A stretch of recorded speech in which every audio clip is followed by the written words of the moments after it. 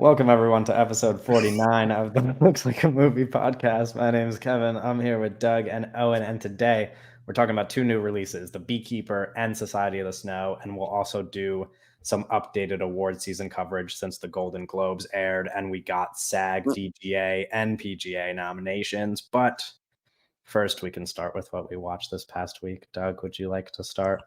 Me, I'm starting. Oh my I gosh. think Owen did last week, right? Yeah, I definitely went last week, so this time it's Doug's turn. Okay. In order, here's everything I watched last week, not including the two movies we're covering on this episode that I watched last night.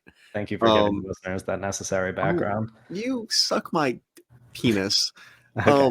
I watched. Not even a minute into the episode, by the way. I'm pretty sure that's not good for monetization. We're not monetized.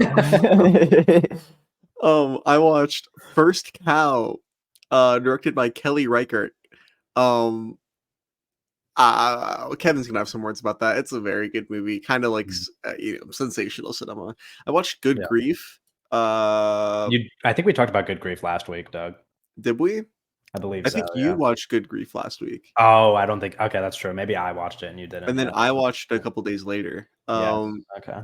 I'm gonna echo what you said last week, which is whatever. It's like, whatever. Yeah. I watched Rebel Moon Part 1, A Child of Fire. I want to say, what a clumsy name. What's going on with the names of franchise films? I don't like when you do a part 1 and then there's then a subtitle. Yeah, like I don't like when you do like a colon and then you need like another like. It could have just been Rebel The full Moon. title is Rebel Moon Part 1 A Child of Fire. I hate that. What a much has already been it's like Star Wars 1, A New Hope. Like it's like if that was the full like. Yeah, it's like Star Wars Part 1 A New Hope. It's like okay, I don't know. Yeah.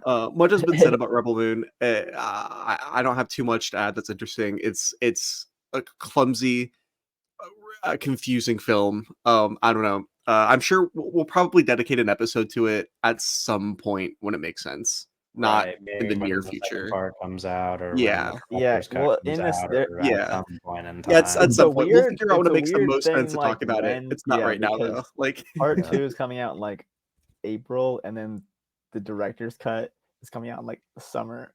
Did they confirm a release date for the director's cut? Said in the summer. Okay, so that's never coming out. Yeah. Okay. So if you're a big Rebel Moon head, you also are a big Looks Like a Movie head, like you really like our podcast, and you're like, oh, why didn't they talk about Rebel Moon? It's because like it doesn't make sense to talk about it right now.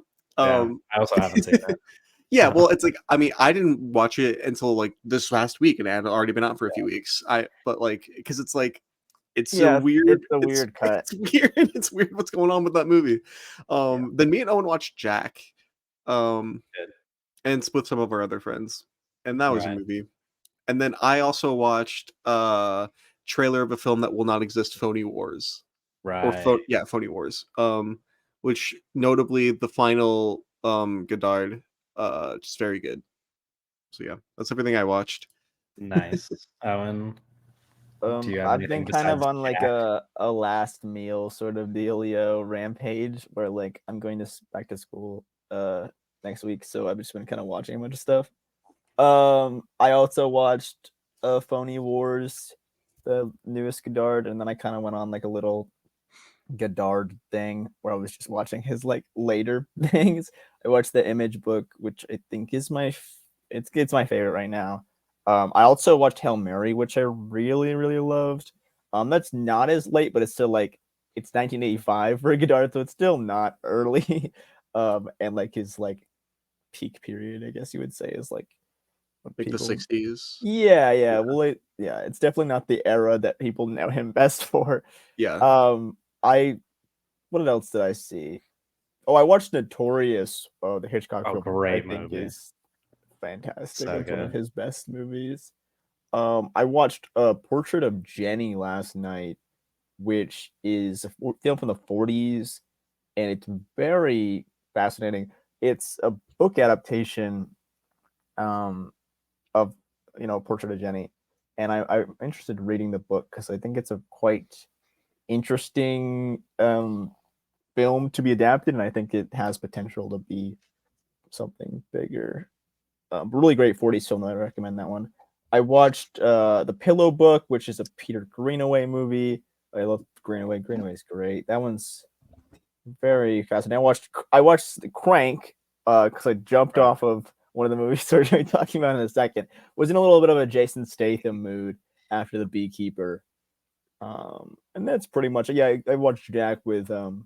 I also watched The Searchers, which fantastic Joe Ford film. But yeah, I was kind of cramming in as much of the goodies as I could get, but pretty busy week for me. But yeah, again, Portrait of Jenny I think is one of the best things I've seen in a while. Really great movie. I think we should definitely get around to doing an episode like far down the line, but I think that's a good one to check out for sure. Yeah, Underrated I saw 40s. you log it yesterday, and it looked interesting. Yeah. Okay, what did I watch? I had a busy week. Good movies. I watched Margaret, which is like Kenneth Lonergan's masterpiece, pretty much. A lot of people really like it. It's like a 3-hour long, like it feels like it's like for the stage almost at times. Obviously he's like a playwright before he was a director. It is. I'm surprised that people enjoy it as much as they do because it is not exactly a confusing movie, but it's like a purposefully messy movie. Like it is all over the place in very good ways. Yeah, I mean, it fucking rocks. Also, just like, I know we talked before about The Happening being like this great 9/11 movie. Margaret is like both a great 9/11 movie and just like a great, like, this is the landscape of America movie. Like, I don't think there's too many movies that nail it as well as Margaret. I watched 2 Kelly Reichardt movies, the final 2 feature films from her that I had to see. Meek's Cut Off, which is great, and then First Cow, which is like the best movie ever made. Like the pinnacle of cinema, Um, arguably. I don't yeah, know. it's so good. I'm gonna probably post a video about Kelly Reichardt maybe today or at some point. And it's all, I think my mission for the past year in watching her movies has been to always sneak her name into every conversation that I can and just like try to sell people on her movies. And I don't know if I don't know if I've been super convincing in that, but First Cow is her most popular movie, so some people might have seen it. If you haven't, you should. It's like, I don't know. I had a feeling it would connect with me the most, and it definitely did. I mean, it's just about somebody, like, it's about pursuing your passions, but also like sharing that with other people and like why that matters, why it matters to share those passions with other people, and how you wish that money didn't have to get in the way of those things. Yeah. It's about It's just a beautiful movie. it's kind of like the it's a very good like American dream text. Yes, yeah, Yeah. absolutely. I was gonna Um, ask you, is it the best movie of 2021? Um I think it was 2019. 20 okay, so when we get into release date politics. Yeah, no, but I'm pretty sure it had a theatrical release in 2019. It was very small, but I think it I'm had a festival debut in 2019 and then it was actually released like 2 years later. okay. I was like, okay. I was almost positive that I remember it coming out in 2019, but maybe I'm wrong. Either Or way, I think it was actually it might have been 2020 when it came.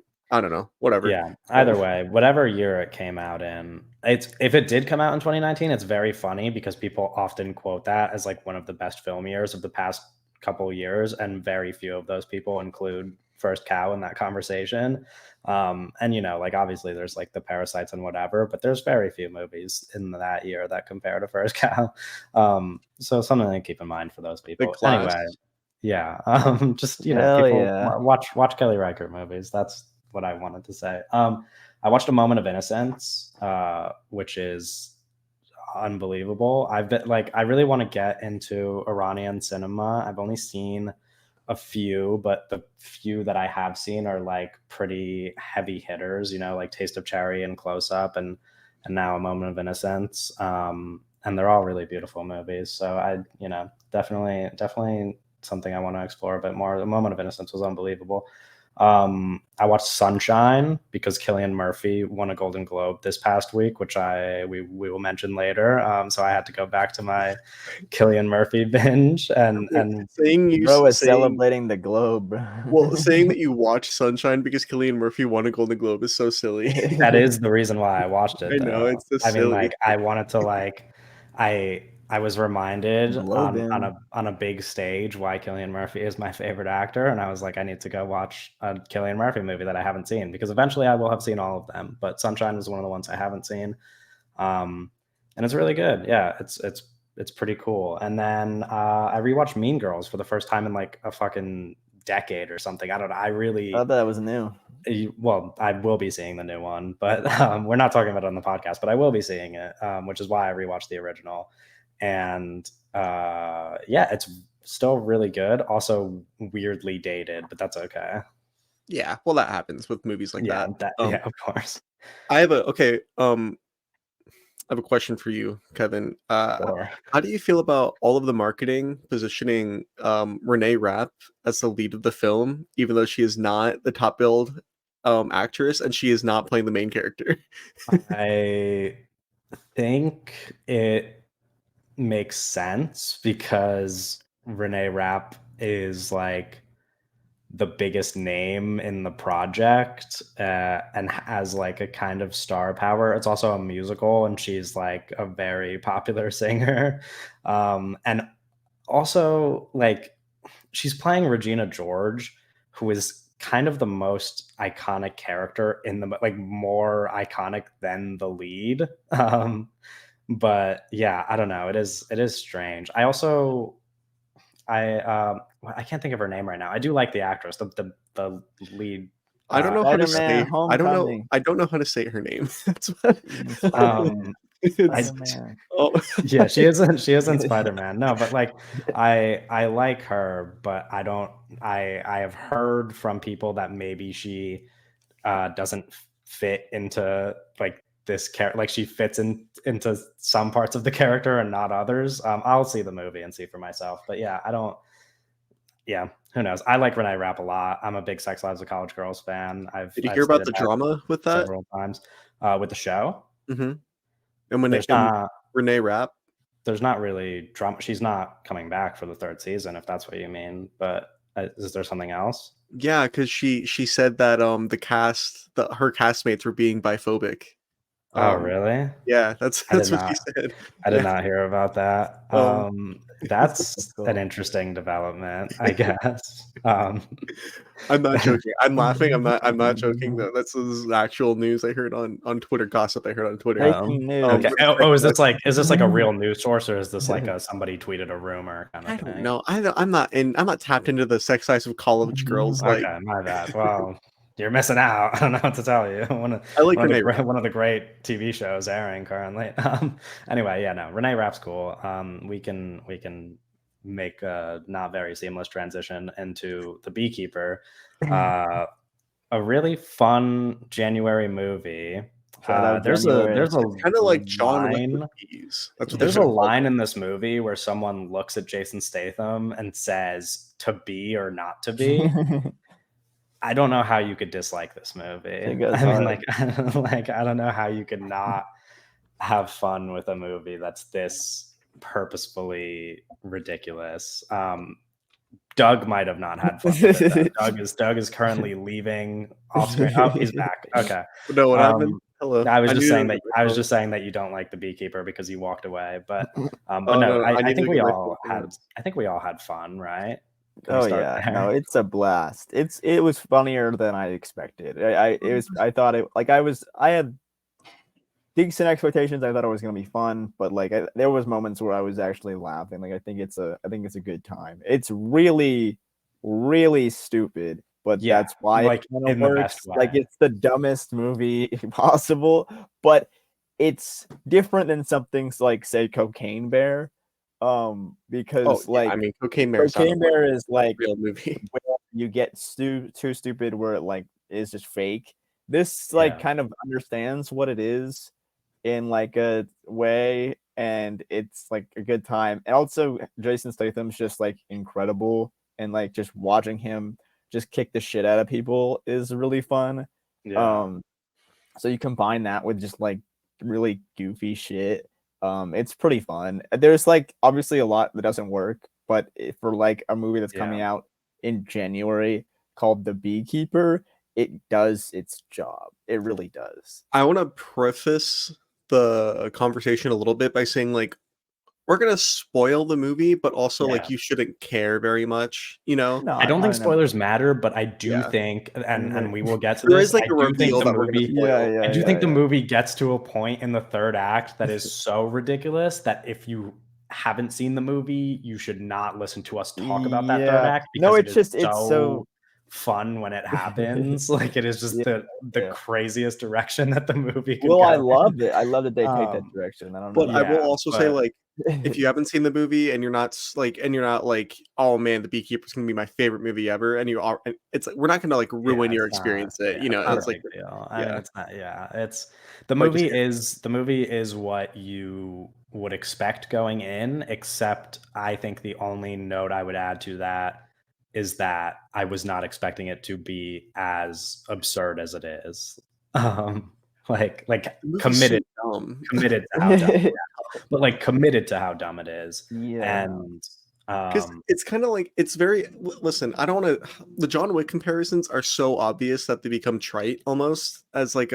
like a talking point, but it really is just kinda like John Wick, but stupider, you know? Like Well, Yeah. I mean, like plot, Which but is like better. I think people, I don't love just like referencing John Wick with every new action movie, but I think it makes but sense because the plot is literally the John Wick plot. yeah, Like there's yeah, somebody gets hurt at Somebody the beginning of the movie, and and then then he it has the becomes a revenge. revenge for that thing. Like and then it's everybody's like, "Oh, who is that? That's a beekeeper," and they're like, "Oh, yeah. oh no." Can we okay?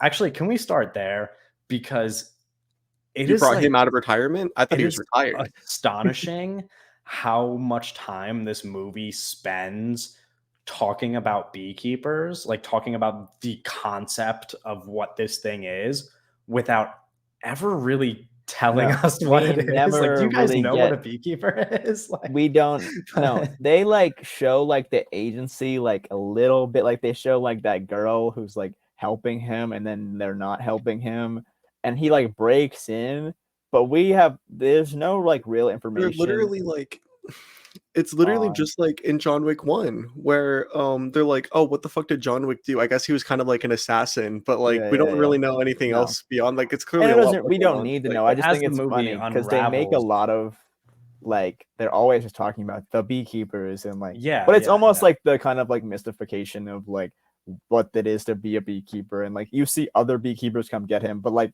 if you were to like peel back the layers a little more, it almost like ruins the kind of like what did he do, you know?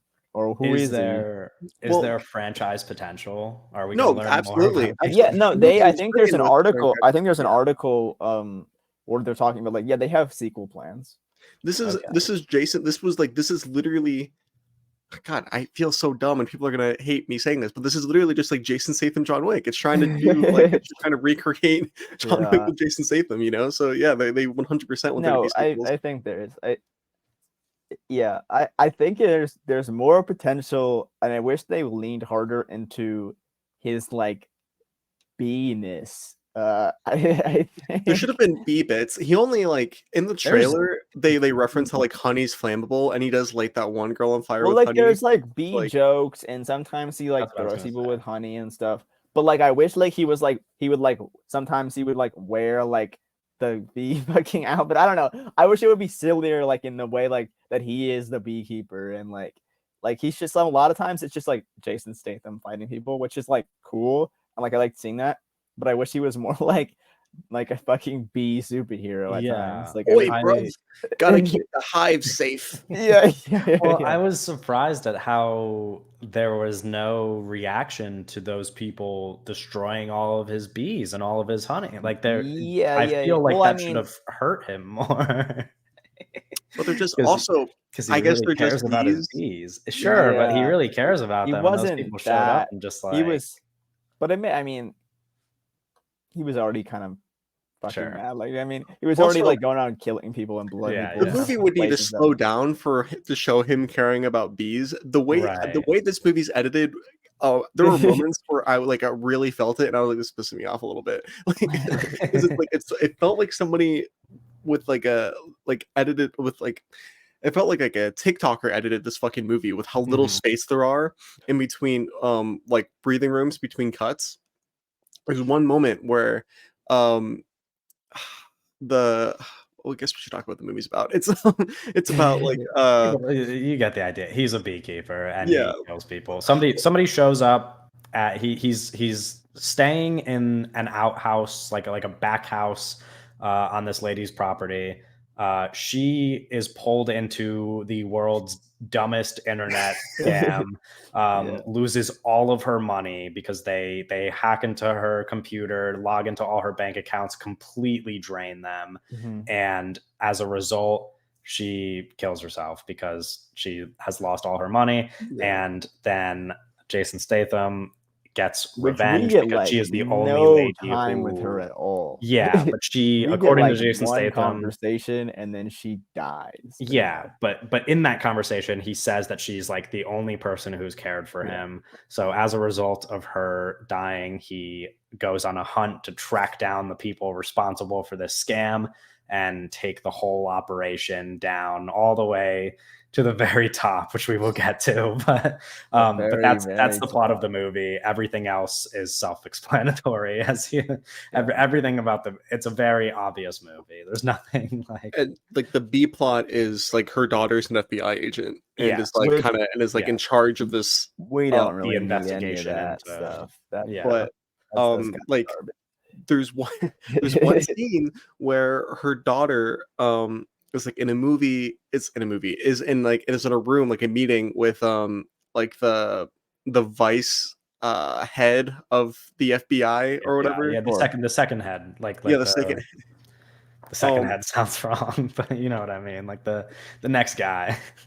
it cuts that scene and then it immediately it like has her start talking and like I forgot what the fuck she says because I didn't write it down, but it was like a bit. It was like the implication was like they had been sitting there for a while and she just broke the silence. But it's like, man, if you just had like 30 seconds before, like if you cut 30 no, seconds yeah, through, it's a right? weird Like because she's I like see what you're saying. the bit is like she's giving like telling her partner like B facts, and she like literally like in that like edit like she like gets like half a joke out, and then the guy like opens the door. Like it's weirdly it's like cut. the way the movie's cut, there's like no breathing room at all. It feels like TikTok or it's like Do we know the you can't have length of this? space. It's not crazy short. It It's is an 100 hour and minutes. 45 minutes, Yeah. Yeah, you know, credits with credits, it's probably more like an hour 35, so sure. not a Yeah, very you long probably could have. movie. I do think there's, and again, this was one of my only real complaints, is like I mentioned, the constant repeating of the beekeeper stuff. I think there's too much talking, and the movie would be a lot better if after Yes. the first 15 minutes, when we understand the setup perfectly because it's the least confusing movie ever, we just don't have to listen to side characters talk about beekeepers, No. because Yes. No. Jason Statham has maybe 10 lines in the whole movie. That might even be generous. Like, the guy does not really talk in the movie. He's very Everybody good else for this talks. role. Yeah, everybody else talks Jason about Statham would him. kill it in like a Silent Night type. That's like, true. thing. He has I great mean, presence. he's Well, got, yeah, it's like the exactly. same shit with Keanu Reeves and John Wick. And all four of those John Wick movies, Keanu Reeves has like 10 lines every time, Yeah. every movie. He And doesn't he's say great. shit. Yeah, Yeah, like, he's great. Yeah, like Yeah, the but we thing, need in those less of movies, everyone else talking too. yeah. Because I yes, don't give a shit about those two cops.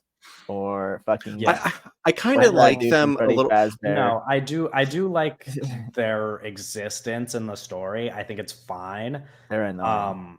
I just don't like I, how much exposition there is because I feel like there could have been more action. Like I feel like we didn't really need some of the Yeah, you probably talking. can edit a bunch of yeah, stuff they do I think out. that having like a heart to the story, you know, because our the Jason Statham character isn't as empathetic, let's say, as No. Keanu Reeves and John Wick is, right? Sure. So like having like a different character, but and that's like I think it's intentional. It's like part of the way that it's written. We don't see as much as like him personally, you know, because or whatever. But like so like having the heart of the character be the starter character, heart of the movie be the starter character in the FBI makes sense from a narrative perspective, right? Yeah. But man, they just say a lot of annoying shit That's in the what I mean. movie. Yeah, it's like a combination of like I don't think those actors are that great, and the dialogue isn't that great either. It's just like not a great Yeah. situation of like bad dialogue, not great actor, and we're just watching them like deliver it. So on the subject of things that, conversations that we don't need to participate in, let's talk about some of the other important side characters, which is the main villain, who is Josh Hutcherson, Right. and played by Josh Hutcherson. Yes. And then Jeremy Irons plays like an ex-CIA Yeah. operator who is like helping with this whole operation. Josh Hutcherson is the guy responsible for this like phone scam network. He's like at the very top. Yeah. And I'll just reveal this third act thing now so that we can talk about it as a whole. But Josh Hutcherson's mother is the president of the United States, and Okay. her campaign was financed by Josh Hutcherson's phone scamming operation. And so Jason Statham's goal by the end of the movie is to get to the very top and kill the president of the United States. This shit is so stupid. It rocks. When I tell you that, to me, like, the reveal is the most fun thing. The reveal is so dumb. It's so stupid. This is when I took out my phone. I told Kevin that I took out my there was nobody else in the theater. Okay, I want to preface that, but I took out my phone in the movie theater to write this down because I was like, I cannot forget to bring this up. The reveal when they say his mom is, that his mom's the president, right? They go like, "Hello, Madam President," and then there's a sound cue that goes, oh my god, it's so fun. I lost it in my seat, and I hope you guys agree with me, but I think it's even funnier because it was so obvious that she was the president the entire time. Like from the first second you hear about her character, or like when you see her pop up, I'm like, that's the president of the United States. And then they reveal it, and I'm like, it's so fucking stupid. It's like so dumb. And there was a moment where the movie kind of tricked me to thinking like, oh, is this kind of based? Is this movie kind of like fucking awesome? And then it's not. Yeah. And then it's fucking not at the end. And it's like, no, oh no, this not really. It's like a bit of a cop out. Yeah, because anyway, whatever. No, it's a bit of a cop out, but the Jeremy Irons is giving the fucking worst performance of his life. Oh my god, no, I'm not joking, guys. I didn't even realize that was Jeremy Irons. Like when we see his character in the first or second, and for like the first two scenes he's on screen, I'm like, man, like this seems like such like we can't get Jeremy Irons, so we had to get like a guy doing a Jeremy Irons impression thing. No, I mean, he has such a distinct voice. I know, but like it wasn't until like the third scene where I was like, oh, that's just actually Jeremy Irons. Yeah. It's like I don't know like how much blame you can really put on him because the script is just really bad, but like he's not great in it. I don't think. No. The only person who's really good in it is just Jason Statham. Yeah. Because he doesn't really have to say a lot, and he's also just like doing his Jason Statham delivery. He's just being awesome. Like, cool as Speaking shit. of the cast, as like a little aside, I heard about this and I didn't realize it until after I saw this on Twitter after watching the movie. But Minnie Driver shows up for a scene, but she left the movie early, so then she just doesn't pop up again. Like there's a scene like with like a I don't know if it's Jeremy Irons calling her or something. Oh yes, like, yes. She gets called on. Yeah, she gets called on the lead phone. of the CIA. Yeah, and then she never pops up again because she left the movie early. So like, that's the only scene of her they include. Well, it's obvious that she was on set for one day because she's in 3 different scenes, but they're all like it's her in the same location every time, Right. Yeah, and and it's she's all on a phone phone. call. Yeah. I kind of forgot about her in the movie. Yeah. She's I I don't really think we needed more of her though. Like, No, of course not. I'm just saying, like, I Oh, don't think her anybody's her her really. role in the narrative was just to be like, it's the beekeeper, buddy. You're yeah, fucked. yeah, yeah, It's like, Yeah. which is again, it's We funny. don't There's a even. I lot of don't even people think we doing that. need her in the movie either. It's like Josh Hutch explains to Jeremy Irons the situation, and then Jeremy Irons is like, "It's the beekeeper, buddy. You're fucked." And then he Yeah. calls Minnie, and then Jeremy Irons calls Minnie Driver, and then Minnie Driver's like, "It's the beekeeper, buddy. You're fucked." And then, Yeah. And Yeah. it's just like everybody know. But on the subject of that, I'm curious how you guys feel about this, because there's a moment in the movie where another beekeeper, the active beekeeper, because Jason Statham is retired, the active Yeah. beekeeper is hired to hunt down and kill Jason Statham because he's not supposed to like do his beekeeping operations when he's retired. So she goes and hunts him down, and he kills her so easily that at this point in the movie, I was like, this guy had like nobody in the world can kill this guy, and this movie is now a vehicle for him to go through the rest of the movie murdering everybody like pretty much completely untouched. Do you guys agree? Did you guys feel that way? okay, so the fight with the extra beekeeper raised a lot of questions for me about this universe. Right.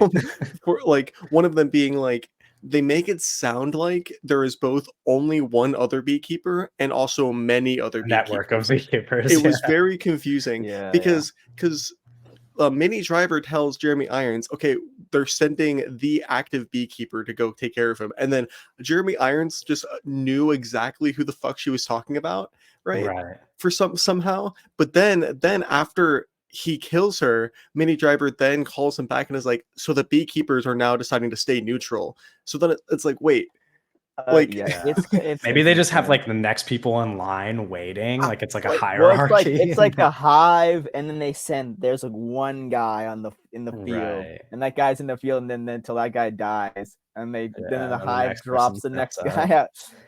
Yeah, but It's really like dumb and pointless. it's just information like that- confusing because this guy Jason Statham is a retired one, so you would Yeah. think he's like not at the top of his game, but then the active one who should be the most effective just like doesn't even come Sometimes you close to retire killing on him. top, you know. Like, yeah, Well, that's the sure, but thing like, that's the thing but about John Wick, right? But like the movie communicates that. The movie communicates that John right. Wick retired on top. Is so Like, yeah, like yeah. he's so good at what he does, which like it's fine if that's the movie, but at that point I was like, okay, if the active beekeeper looks like you know what I mean, like a fourth grader trying to kill Jason Statham, Pulling then out a like mini gun. I'm like, there's no way that this guy can die. Like it's just I mean, he's so good at it, which like is kind of fun because then it sets up this third act that is just, you know, like we said, a lot happens in that third act, and he does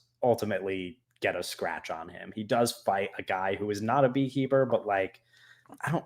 What is that guy's role exactly? Like, what does he do? He's like ex-military, like gun for Yeah, hire. Yeah, sure. He's like the He's the beekeeper stopper. Yeah, he's He's good the at bee killing exterminator. people. Yeah, he's he's good the at killing people. exterminator, man. He That he guy. killed a beekeeper before, but he lost his leg. There's the whole situation. Yeah, which Oh, is okay. I'm sorry.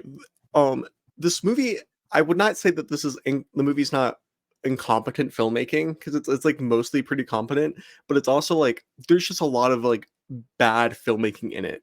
You know, like Sure. I mentioned like how like the editing's super fast, and then there's dumb stuff like the reveal when it's like hello, and then it's like ellipses Madam President with like the Bwom sound cue. Yeah. But in the big set piece at the end at like the party, right? When it's like they're all at the president's house, like the president's vacation house. When this guy that we're talking about like finds him at the vacation house, I swear to God, it's like one of the most baffling fucking edits I've seen in a movie theater in a while. I don't go see like bad movies very often, and this isn't like a really bad movie or anything. I like it, but he says like, okay, get on your knees, right? And Jason Statham is facing away from this guy. The guy that we're talking about, this gun for hire, and the FBI agent go over to him, and they're like, get on your knees, right? And then he does. And I'm not fucking joking. And he's facing away from them, and then the next cut, Jason Statham is facing towards them, in the very next fucking cut, and I'm like, what? Yeah. Like, it's silly. How did you guys feel about the actual action scenes? Really, they're fun. Yeah, I don't think they're like fun. anything like special, but it's also just like, I think it's just fun. Jason Statham has this kind of energy, and I think the movie kind of understands that it's just cool to see Jason Statham just beat the shit out of like a lot of people at once. And those are the most fun moments for me, is just when Jason Statham is just punching people. Yeah, they're not very well choreographed. That's what there's one part where I was like a little bit thrown off, because there's like a scene where he's like running. It's in the third act, like at that big mansion place or whatever. And there's like a scene where he's running and he like kills someone, but you like can't even see what he did to kill them. And I was like, oh, that person just died, but I don't know what the fuck he just, like, there's like a few confusing things like that. There's also some moments that I think are like really fun though, because there was one scene that was like surprisingly gruesome with the elevator. I was like, oh, that was cool. I was when like, the guy fucking gets chopped in half, that was cool. I was like, that was fucking cool. The scene where he takes out the guy with the exterminator kind of guy at the end, like the big boss kind of guy. He shoots him in the face. That seems like fucking like very gruesome, because they're like going back with one knife and stabbing. He like kicks out his leg.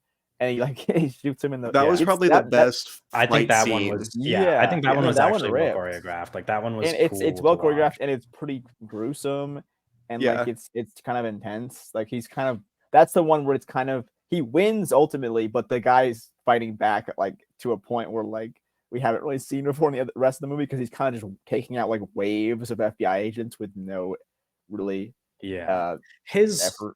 And operation is also.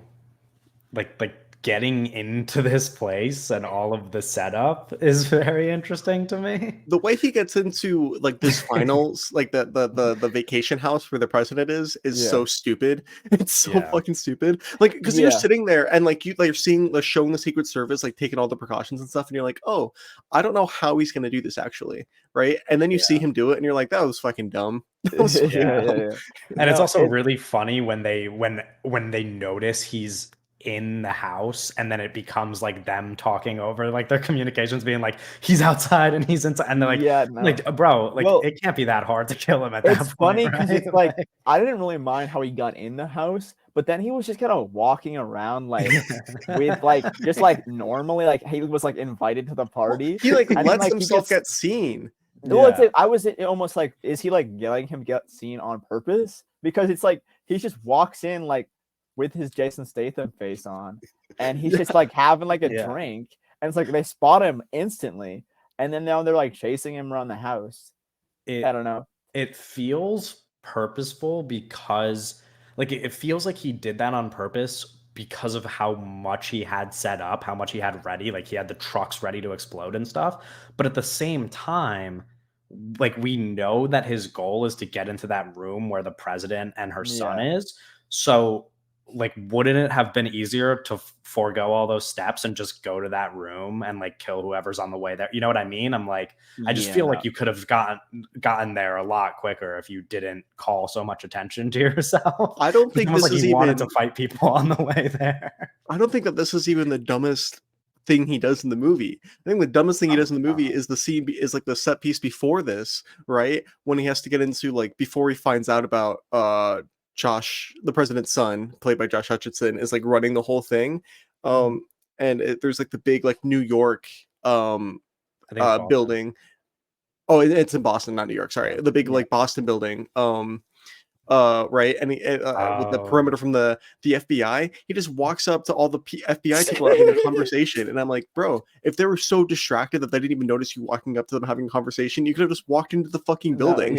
He walked up. They're like looking at like a tablet or something, and he like comes over and he like basically like describes like what's going on in the thing. And it's like NFL gag where the fucking other team guy goes up and looks at the playbook. And it's like, what the fuck? And then he just kicks their ass. He doesn't kill them. He kicks their ass. He kicks their asses, but it's another. I mean, it's the same thing as the big party at the end. Like, it's just him inviting more fights. He wants to do it. He just wants to kick everybody's ass, even if he doesn't need to, and he could totally just kind of walk around. This is something that I thought was a little dubious while watching too, where I was like, how many dudes that are just doing their job did he kill or severely injure? He doesn't really care. He has no morals. Well, he has a few moments. He has a few moments where he takes a moral high ground on. I mean, he doesn't kill the FBI agent. The FBI agent that's working with the daughter, he lets go. Yeah, but all of those in that same sequence where he doesn't kill the FBI agent, and he but he kills all those fucking mercenaries that were guns for hire. Yeah, and it's they have nothing to do with this. Right. Yeah, I do.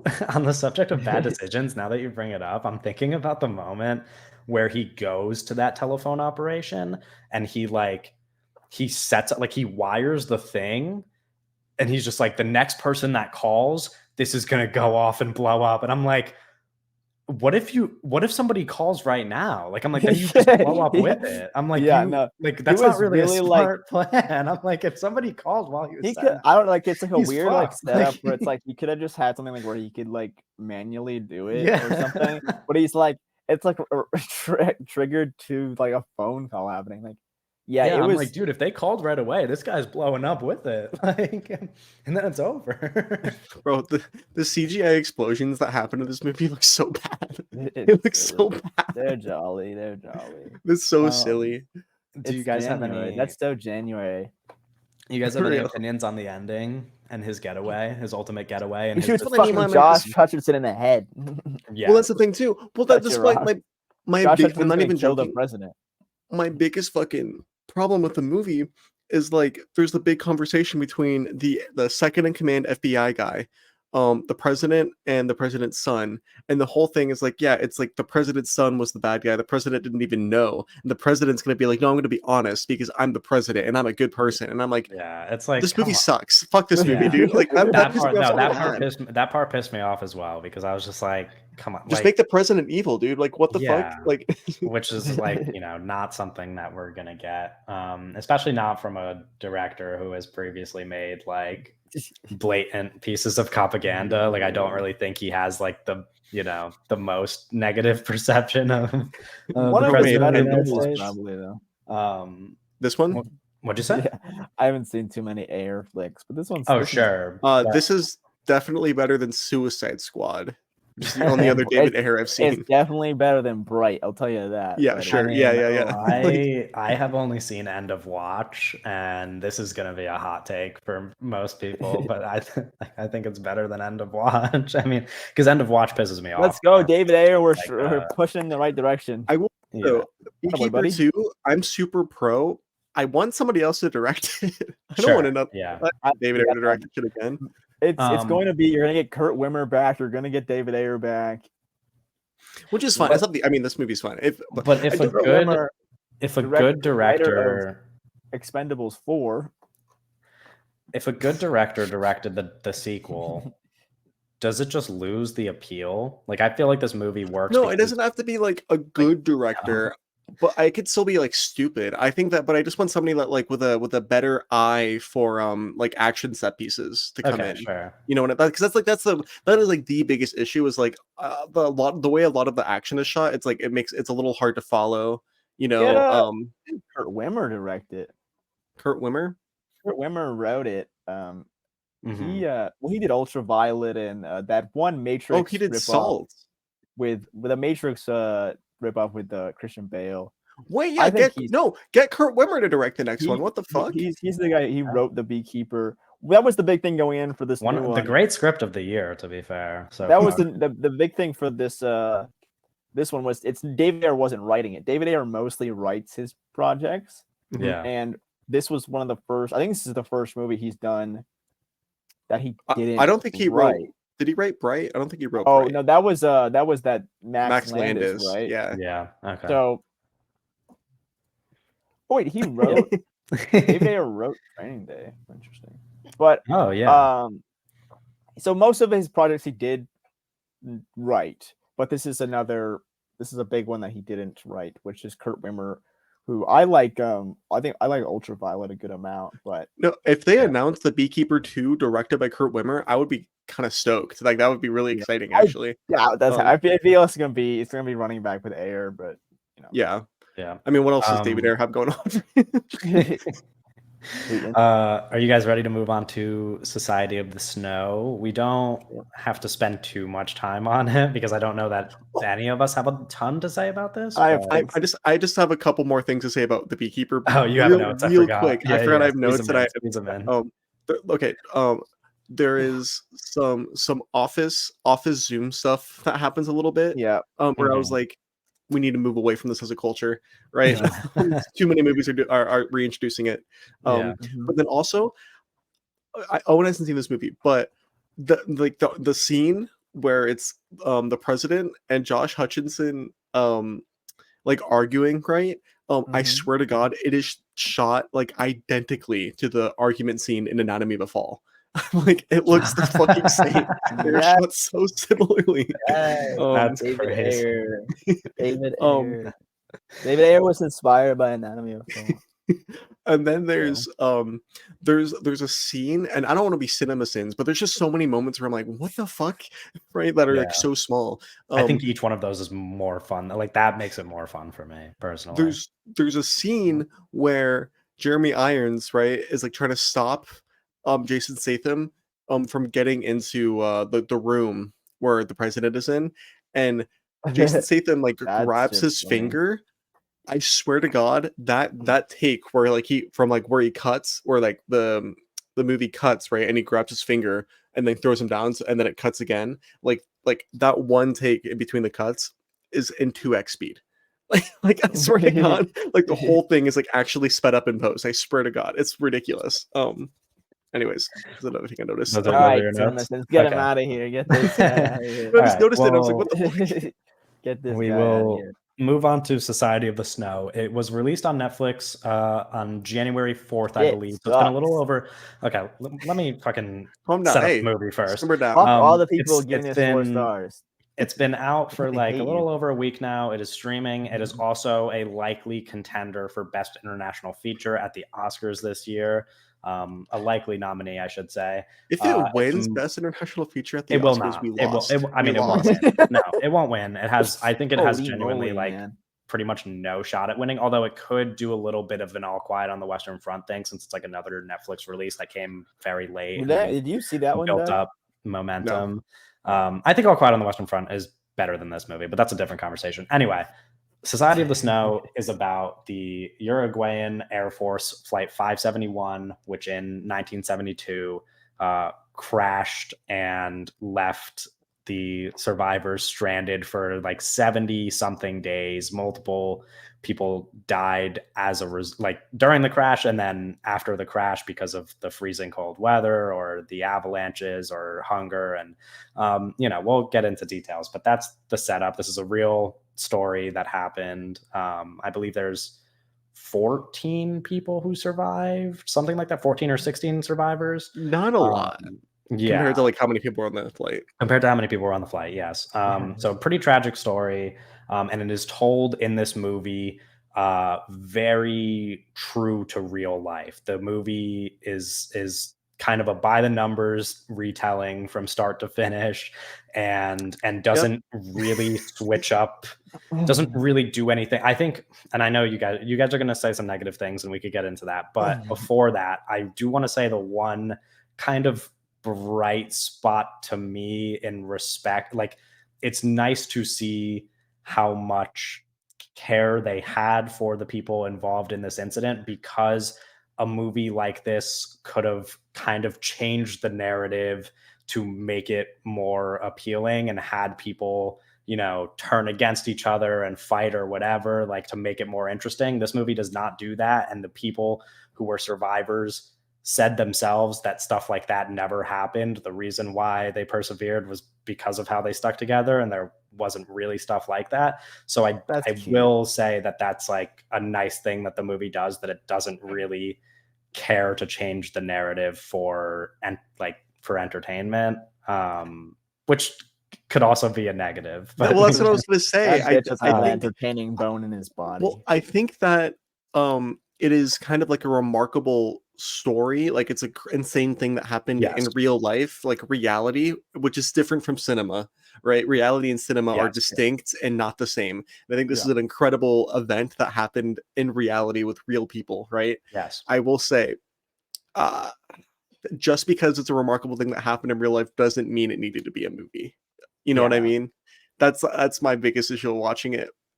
Here is the question that I wanted to offer up, and specifically for Owen, who, spoiler, really did not like this movie at all. Really hated this movie. Because of what Doug just said, like, because we know that this is like a true to life retelling of this story. Like, is there a director who could have made you like this movie, or would you have just not enjoyed this at all? Like, is there anybody who like could have been brought onto this where you're like, if somebody told this story the exact way that it happened in real life, you would have been entertained, or do you just not? Would this just not work for you regardless? Let me get into my like point, which kind of explains this. So I kept thinking about this like one Cassavetes quote where he's talking about adapting best-selling books into movies and how it's like not art and it's lazy, and how like you're gonna take the best-selling book and just basically just retell it and make it a movie, and obviously people are gonna like it and it's gonna do well commercially, but that's just kind of commerce and that's just like not really art.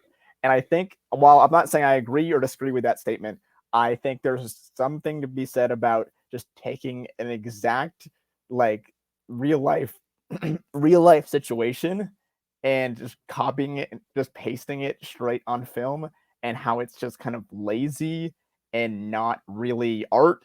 And there's like obviously plenty of really good, and there's ways to do historical movies and real life things in film. But I think like just kind of copying and pasting like a real life event is like, I just prefer it to be a documentary. I don't think That's what I was it's going to say. I Yeah. just don't think there's like really Yeah. that much like there's, I don't know, it's really just kind of a hollow film, and I don't know, there's not really much to get out of it. So I don't think like I would really get much out of anyone just kind of copying pasting a real life event, because it's like not like yeah, sure, I probably would like it more if it was like there was just better directing or better whatever. But I just like there's an end point there where it's like there's not really much you can get out of just copy and pasting a real life event. I'm just not really interested in. I don't think the story is whatever, like the real life events, like it's like whatever. But like I don't think it's the most interesting tragedy of all time or whatever. It's just a weird. I don't know. There's a weird thing of just like kind of being like, oh, tell us your top 5 most interesting tragedies. No. We don't need. No, I'm kidding, just saying kidding. I'm just saying like it's like I don't know. I get what you're saying. It's a weird it is thing not to be like, oh, that fucking sucked for those people. Let's make that a movie. I don't know really the goal here. I don't. I think that there's something to say about like capturing like using something like this as a vehicle to communicate like human perseverance, right? What, I don't even know, like I don't even name other movies that are based off of real events that do that, because I don't want to get like, that feels almost gross to like just like power rank shit like this. No. But it's like but like there is like something to like be like, oh, you could use like a story like this as like a jumping off point to communicate something about humanity. But my thing is I think the movie does. The movie is trying to send messages about humanity and perseverance and faith as well. There's like some religious ideas in there. Like these things do happen in the movie, although not told in the most interesting way. That's the thing. Well, because the whole time, I don't know, Kevin, if you agree with this, right? But it's like what Kevin said. Sorry, what Owen said. Oh my gosh. While watching this, I was watching it and I'm like, it's not that interesting. And like I think that the decision to take the story, which has already been adapted, not in a great movie, but has already been adapted into like the medium of cinema, right? And to just like try to do it again with this very sheen, like digital, like Netflix look, right? With like these whatever. I don't think it looks amazing, but whatever. Right, but like to do it again as like again another like pretty long like narrative story, and like and your whole hook is like, this is like the real story. This is we're doing it like super like this is like what really happened. It's like, why didn't you make it a documentary? You know? Yeah, and it feels annoying to say it almost, but like it's because this is like an Oscar contender, like you have to imagine that if this was a documentary, it would probably win the best documentary Oscar. Like, but instead, this is what we get. I think the movie has two really strong things about it, and or two strong moments. And the problem with those two strong moments is that one of them is at the beginning of the movie, which is the plane crash, and one of them is at the end of the movie, which is everybody being rescued. And there's about like 2 hours in between those events. I think when everybody gets rescued, it is like an overwhelmingly emotional scene, because whether you liked everything that happened before it, it's an endurance test, and you have seen what these people have went through, and you kind of have to feel emotional about the fact that they get rescued. And I think the plane crash is really effective because that shit was fucking scary. Like the way that it's set up, it is. I do. It's kind of a weirdly shot. Like, sure. I don't know exactly how I like vibe with like. It's very like. I think I don't even know. I thought it was quite terrifying the way that I don't know that it's sticking to real life, which like we know about the movie, and so I think painting the plane crash as horrifyingly as they did makes sense. Whether I guess you could argue if they really needed to have a scene that shows everybody's bones getting crunched between the seats. Well, that's what I was like. That's crazy. It's a pretty. I didn't know that's what happened, and like I was like, Jesus Christ. But that's what I'm saying, though. I mean, that's true to real life in the sense that like that's a real horrifying plane crash. I mean, like that's like the stuff that you don't typically get out of a plane crash scene in a movie, I guess. But we know people were injured during the crash and people died during the crash. So yeah, I don't know if it needed to be depicted that way, but I think in terms of evoking any kind of emotion, it definitely does its job. But I think that the 2 hours between those two things start to get a little bit repetitive. It's hard to really keep up with the endurance test though during those 2 hours, because it's just a lot. Like I don't know. It's 70 days or whatever, right? Those days start to really like you're almost as a viewer, you're like really experiencing a lot of the things that happen to these people. Like all these days are blending together. Like all these days are blending together. Yeah, of course. I don't think the form's interesting enough or like good enough to warrant an endurance test, or like I don't think it's like it's a badly made movie. I don't think it's like a competently bad movie that's just like, oh, it's if you're gonna say like it's long because if they're out there for long, well, it's like, okay, well, that doesn't warrant like just a lazy filmmaking and making it long. Like it's just. I will say, we were talking a lot about how like the movie is so real, right? And it like the movie is like what really happened, or like trying to like communicate what really happened, and that's the hook of it, and that's like kind of like the selling point of the movie. If you wanted to like pitch the movie to somebody, right? Well, that's and how it feels. It feels like I'm getting sold something. So horrifying, and like look how terrible this is. And again, it feels gross because we're talking about cinema, right? Which is entertainment. And this, at the end of the day, this is a Netflix movie that is created for entertainment. This is content, right? But it does feel gross because we are talking about something that really did happen. That was like a really terrible thing that happened in real life to real people. Yeah. However, again, this is content that we're talking about here. I lost my train of thought, but oh no, because what I was saying is like the way that the movie is shot, it's not invoking reality. You know, it doesn't. Sure. It's not. I don't think that it's not invoking people laying there being in like an actual laying there in the cabin after the snowstorm covered in snow. It's. I don't think that the way that the movie is invoking reality like that. So that's where I think it's kind of becomes a little bit interesting because like it's very stylized with like these super wide angle lenses and these I don't know. I Yeah. don't know. I get what you're saying.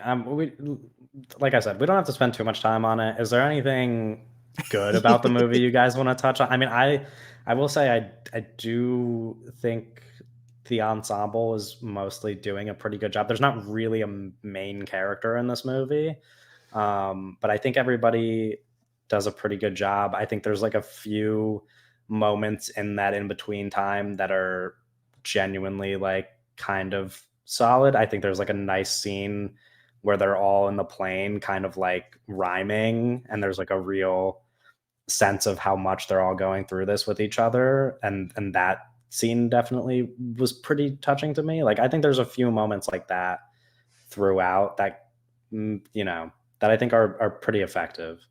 um Yeah. I don't hate this movie. Owen hates this movie. I think the yeah, movie's fine. Like I think it's no, I think it's like I just think the movie's kind of whatever, you know. yeah, There's like it's like there's like fine moments. I think it's the but that's also what I mean too, because like while watching it, I was thinking about that. I think it was either a Variety interview or maybe it was a Hollywood Reporter interview with Robert Downey Jr. When it was like really early in his press run campaign for Oppenheimer, and they were talking about like he brought up how like I'm in movies that are content and I'm in movies that are art. And they kind of like go through like, oh, like, okay, so is this thing that you're in, is this content or art? And he would just be like right, art content. I Yeah, was thinking yeah, about, yeah. and I'm watching this and I'm like, This and is I don't necessarily like to separate like cinema like that, you know. sure. Yeah, But I yeah, yeah. was watching this and I was thinking like this kind of does feel like content, you know. Yeah, yeah, well, that's a big issue for me with this because, like, I just don't think we should be making content about like real life shit and like it's like the way that it's sold as like an idea of like we're gonna show how really these people like fucking suffered, and it's just like kind of in this like box as like this like piece of like oh this is like it feels like manufactured to be high art. You know, it feels like it's manufactured like, oh wow, this is like a really important film because this is how it really happened in this real event, which it feels like uninspired and really lazy art. It feels like calculating art on how like the public will take it rather than like making something. yeah. It's very I don't know. I Did don't you, abide by that process. Kevin? So do you watch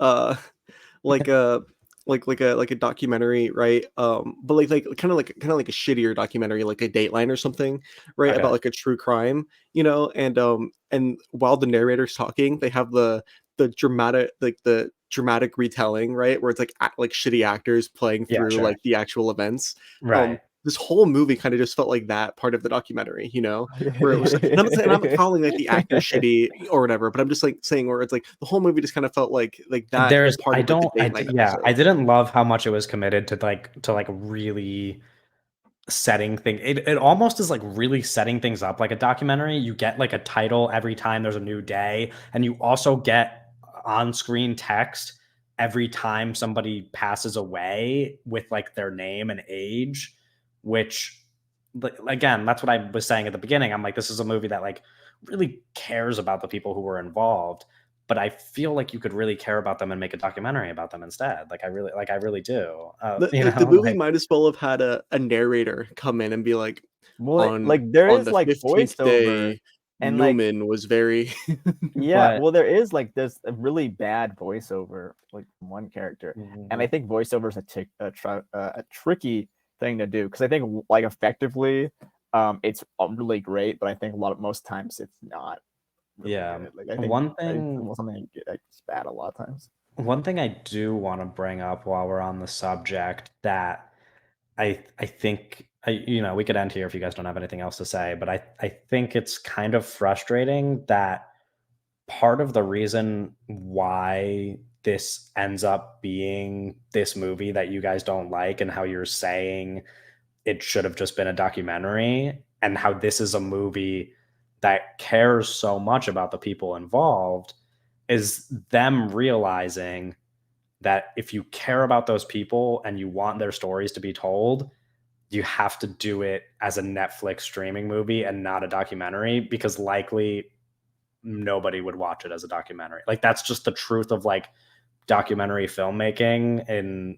2024, is that a lot of people don't watch documentaries. And to be able to tell this story about these people, they knew that it would be the #1 movie on Netflix for a week. They knew that millions of people would watch it. That's why the documentaries that gets a #1 on Netflix are true crime. I don't think the but guy not who even made movies. this It's true went crime into that, miniseries, right? Yeah. It's like shit like that. Yeah.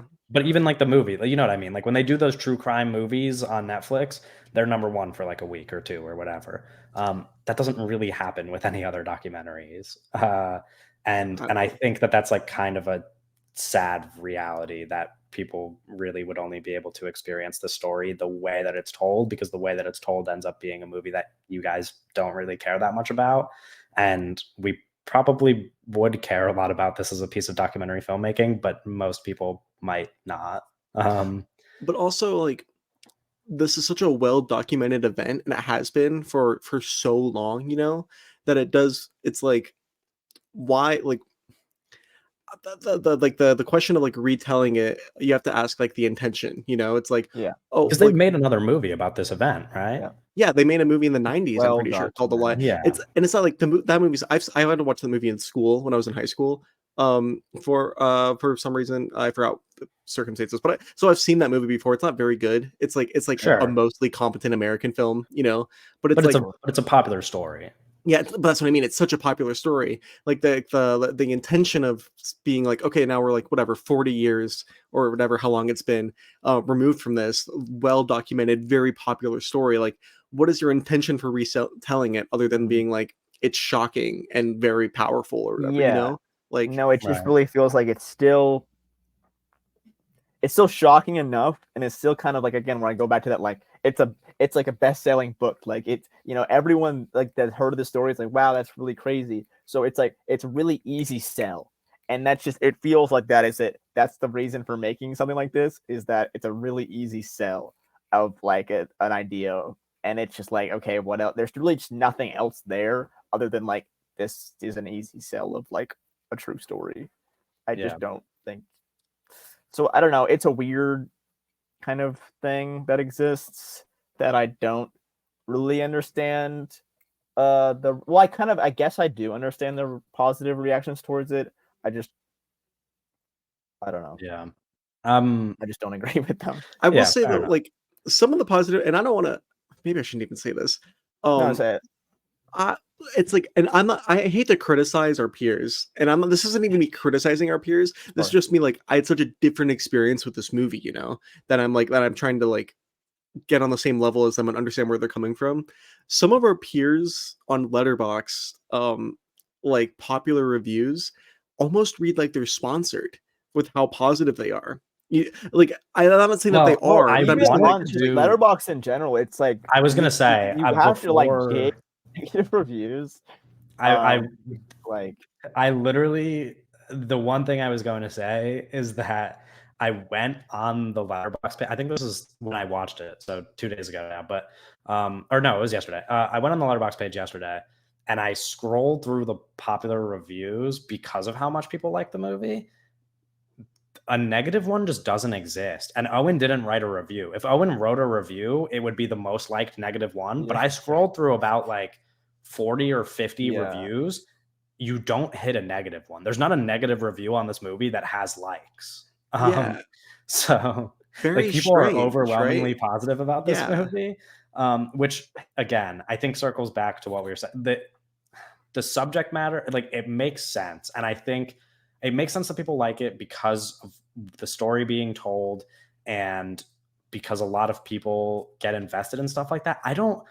Maybe this is a good thing to end on, because I I don't know if I really relate to this, but I think people are really drawn towards these kind of human survival movies, like movies about stuff like this. And previously, they've even been like movies that get awards attention. Like what 100 what is it 127 hours? What is that movie? Yeah, Like that was a best picture 128 nominee. hours. I almost brought that up.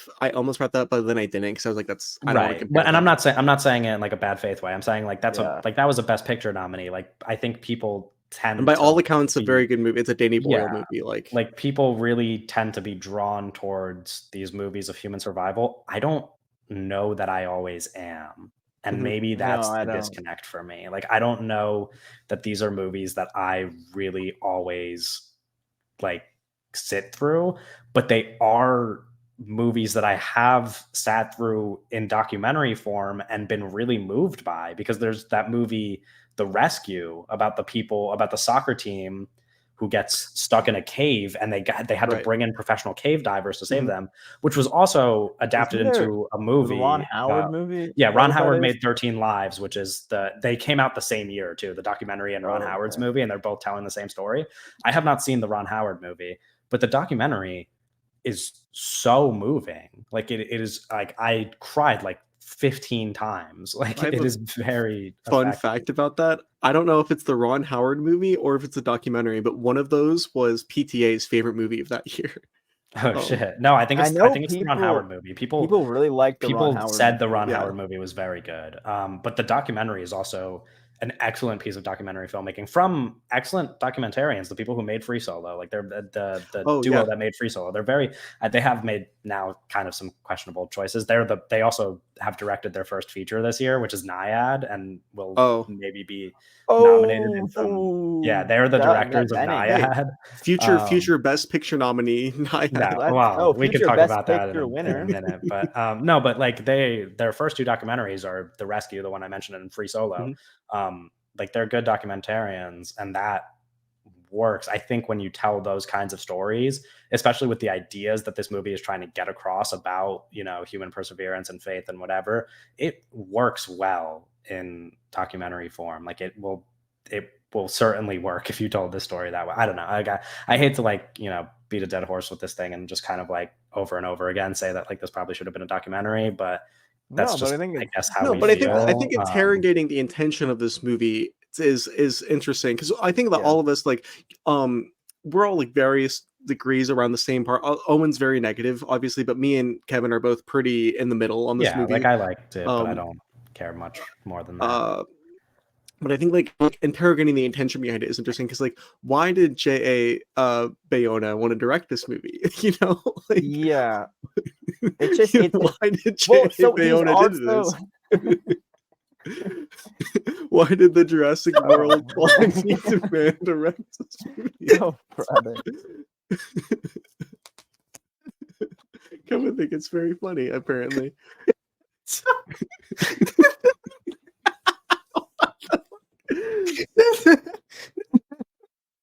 Did someone just what is happening?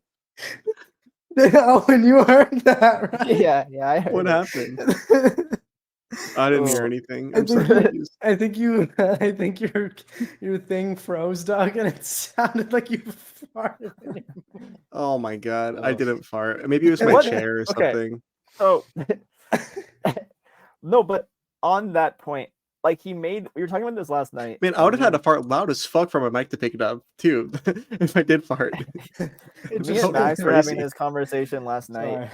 But the director also did that like other movie with Tom Holland and Ewan McGregor. That's also like a disaster The movie. Impossible, right? Yeah. So this is like becoming like a pattern where he's interested in these stories of like just like human perseverance and like people just getting like the shit kicked out of them by like natural and like just like disasters basically. Which is like, okay, I don't know. He's got a weird filmography where it's like Jurassic World, and then that's what I was gonna say. Like those two movies, The Impossible and Society of the Snow, those are his only attempts at like prestige, like serious filmmaking. No, he did. I think that movie, what is it? A Monster Calls, is like. Come on. No, like that's like a. No, I haven't seen it, so I don't know. Like people like that movie. Like it's like Yeah, like, I'm sure people do. It's a weird. He's like, I don't know. I don't trust this man. Sure. Well, because it's like he directed some episodes of The Rings of Power, I think. And like, yeah, I think he sucks. I think he's a hack. Okay, yo, let's simmer down here. Listen, I'm not gonna like give a lot of pushback, and I'm not gonna really take the side of a guy who made one of the Jurassic World movies. Like that's just that's just how it goes. Anyway, any final thoughts on Society of the Snow, or do you guys want? Final thought is No, never mind. I was going to be mean to people on Letterboxd. I think it's a good learning point. I think this is a good fork in the road, and we can leave this behind. Yeah, fair enough. Okay. We're going to talk about some award stuff because lots has happened in the past week or two here. We'll start with the Golden Globe winners. We'll go through each category. I know you guys don't care much about the Golden Globes, so you don't have to say much. The other stuff we're going to cover is that the SAG nominees, the DGA nominees, and the PGA nominees were announced. Some of those are pretty big indicators of what we might get in the Oscar categories. So we could have more conversation when we get to that part, but let's just kind of get through the Golden Globe winners first. And if you guys have anything you want to add as we go through each winner, you can feel free to share. We'll start with Best Picture Drama, which was between Anatomy of a Fall, Codes of the Flower Moon, Past Lives, Zone of Interest, Maestro, and Oppenheimer. Oppenheimer was the winner. When we look at Oscar outlook, I think it's fair to say that Oppenheimer, it would be tough for Oppenheimer to lose the Best Picture race at this point. Obviously, plenty could happen. But it's like a giant movie. I mean, it will likely leave the Oscars with a whole lot of wins. And I think we're all in agreement on that, right? That Oppenheimer is going to win Oscars? Several, yeah. Yes. And then Naiad. Okay. And then in the Best Picture Musical or Comedy category, we had Air, American Fiction, Barbie, The Holdovers, May, December, and Poor Things.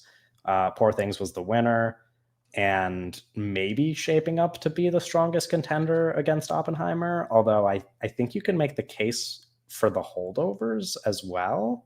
Yeah, I would argue that The Holdovers. Yeah, those kind of seem like the two movies that have positioned themselves the best to possibly upset Oppenheimer. Okay, and we're specifically talking about was that loud? No. What? Okay, sorry. And we're specifically talking about the Best Picture race, right? Yes. So I want to say this is something that nobody ever interrogates, and shit like this is the reason why fucking movies like Coda wins Best Picture sometimes, is that the Oscars are listen, Coda's not a terrible movie. I don't want to be too aggressive about it, but it shouldn't have won Best Picture. But the way that the Oscar does its voting for like the awards like Best Picture is different from other award shows where it's ranked choice, right? So it's like some stuff that like you might not really consider like could win because of how ranked choice works. And I think that's something to consider is like Killers of the Flower Moon, I think could just slip in and accidentally win Best Picture because of ranked choice voting. My only thing with the ranked choice vote that I think is worth bringing up is that Oppenheimer is not going to be at the bottom of anybody's list. Yeah, that's why Oppenheimer's just going to win, right? Yes, because Oppenheimer, even if somebody says like, "Oh, I want Anatomy of a Fall to win" or whatever, they're going to have Oppenheimer in like second, third, or fourth. Like nobody's looking at the list of Best Picture nominees and putting Oppenheimer in 10th. It's just it. I mean, sure, a few people might, but it's going to be a very small group of people that are putting it that low on their list. Then in Best Motion Picture Animated, the nominees were The Boy and the Heron, Elemental, Across the Spider-Verse, Super Mario Bros., Suzume, and Wish. And The Boy and the Heron won. This is a 2-movie race. It's The Boy and the Heron Wish or Across the Spider-Verse. I think people are saying that. I think this is kind of like just a 1-movie race. I think The Boy and the Heron people are pretending like it's a 2-movie race. Yeah. Well, the thing is, Into the Spider-Verse won an Oscar previously. Twitter. Across the Spider-Verse was received as well as Into the Spider-Verse. But also, like, So Into the Spider-Verse didn't beat a Miyazaki movie yes, that year. That's, What did it beat? Other cartoons. I don't know. I don't remember. Anyway, yeah, no, I think you're right. I think The Boy and the Probably The Heron Incredibles. is probably going to be the best animated feature at the Oscars. Then in best motion picture non-English language, which is, you know, great name for the award, but well, especially some of the movies fucking running in that because some of the award. movies Jesus included, Christ. yes. So the nominees were Anatomy of a Fall, Fallen Leaves, Io Capitano, Past Lives, Society of the Snow, and The Zone of Interest. And the winner was Anatomy of a Fall, which I think is movie that's in English. Yeah. Well, you know, sometimes in English, but yeah. Most of the time, even. Sure. Sorry. Good timer. No, you're right, but it's also it's worth. annoying. I mean, the thing is, it doesn't really matter because Anatomy of a Fall will not be contending for Best International Feature at the Oscars. It will be contending for other Oscars, but it is not France's choice for Best International Feature. Kind of a baffling decision. Yeah, interesting choice. But I wonder if The Taste of Things gets into that category. It's very popular. People like that movie a lot. I haven't seen it. Yeah, none of us have seen it because it hasn't been fucking released in theaters. I don't think it gets released until like next month or the month after. I don't know. I don't even know if we'll be able to see it before the Oscars. But anyway, Anatomy of a Fall won that. It won another award, which we'll get to later. But I think Anatomy of a Fall is kind of worth talking about as like an important movie as we near the Oscars, because we could even just skip ahead and say it also won Best Screenplay. Like, it could be a serious contender to win a screenplay award at the Oscars, and I think its success at the Globes is maybe an indicator that at this point, like, the Oscars from now on are always going to nominate an international film, like at least one in the Best Picture category. I think it's pretty safe to say Anatomy of a Fall is going to be a Best Picture nominee. And it could have some success. I saw some people say that Anatomy of the Fall should be the favorite to win Best Original Screenplay now, if you're doing predictions. I don't know if I'd go that far yet, but I think it's, yeah, I don't know. It's a good screenplay. I wouldn't like be upset about it. It is also a very screenplay movie, you know? Yes. Yeah. Next award, which we can quickly gloss over, but I have them all written down. Of course, the Cinematic and Box Office Achievement Award, which I won't list all the movies, but Barbie was the winner. The highest grossing movie of the year was the Cinematic and Box Office Achievement Award winner. So that pretty much renders the category meaningless. Well, that's what I was going to say. The winner is just the most successful movie. I don't like.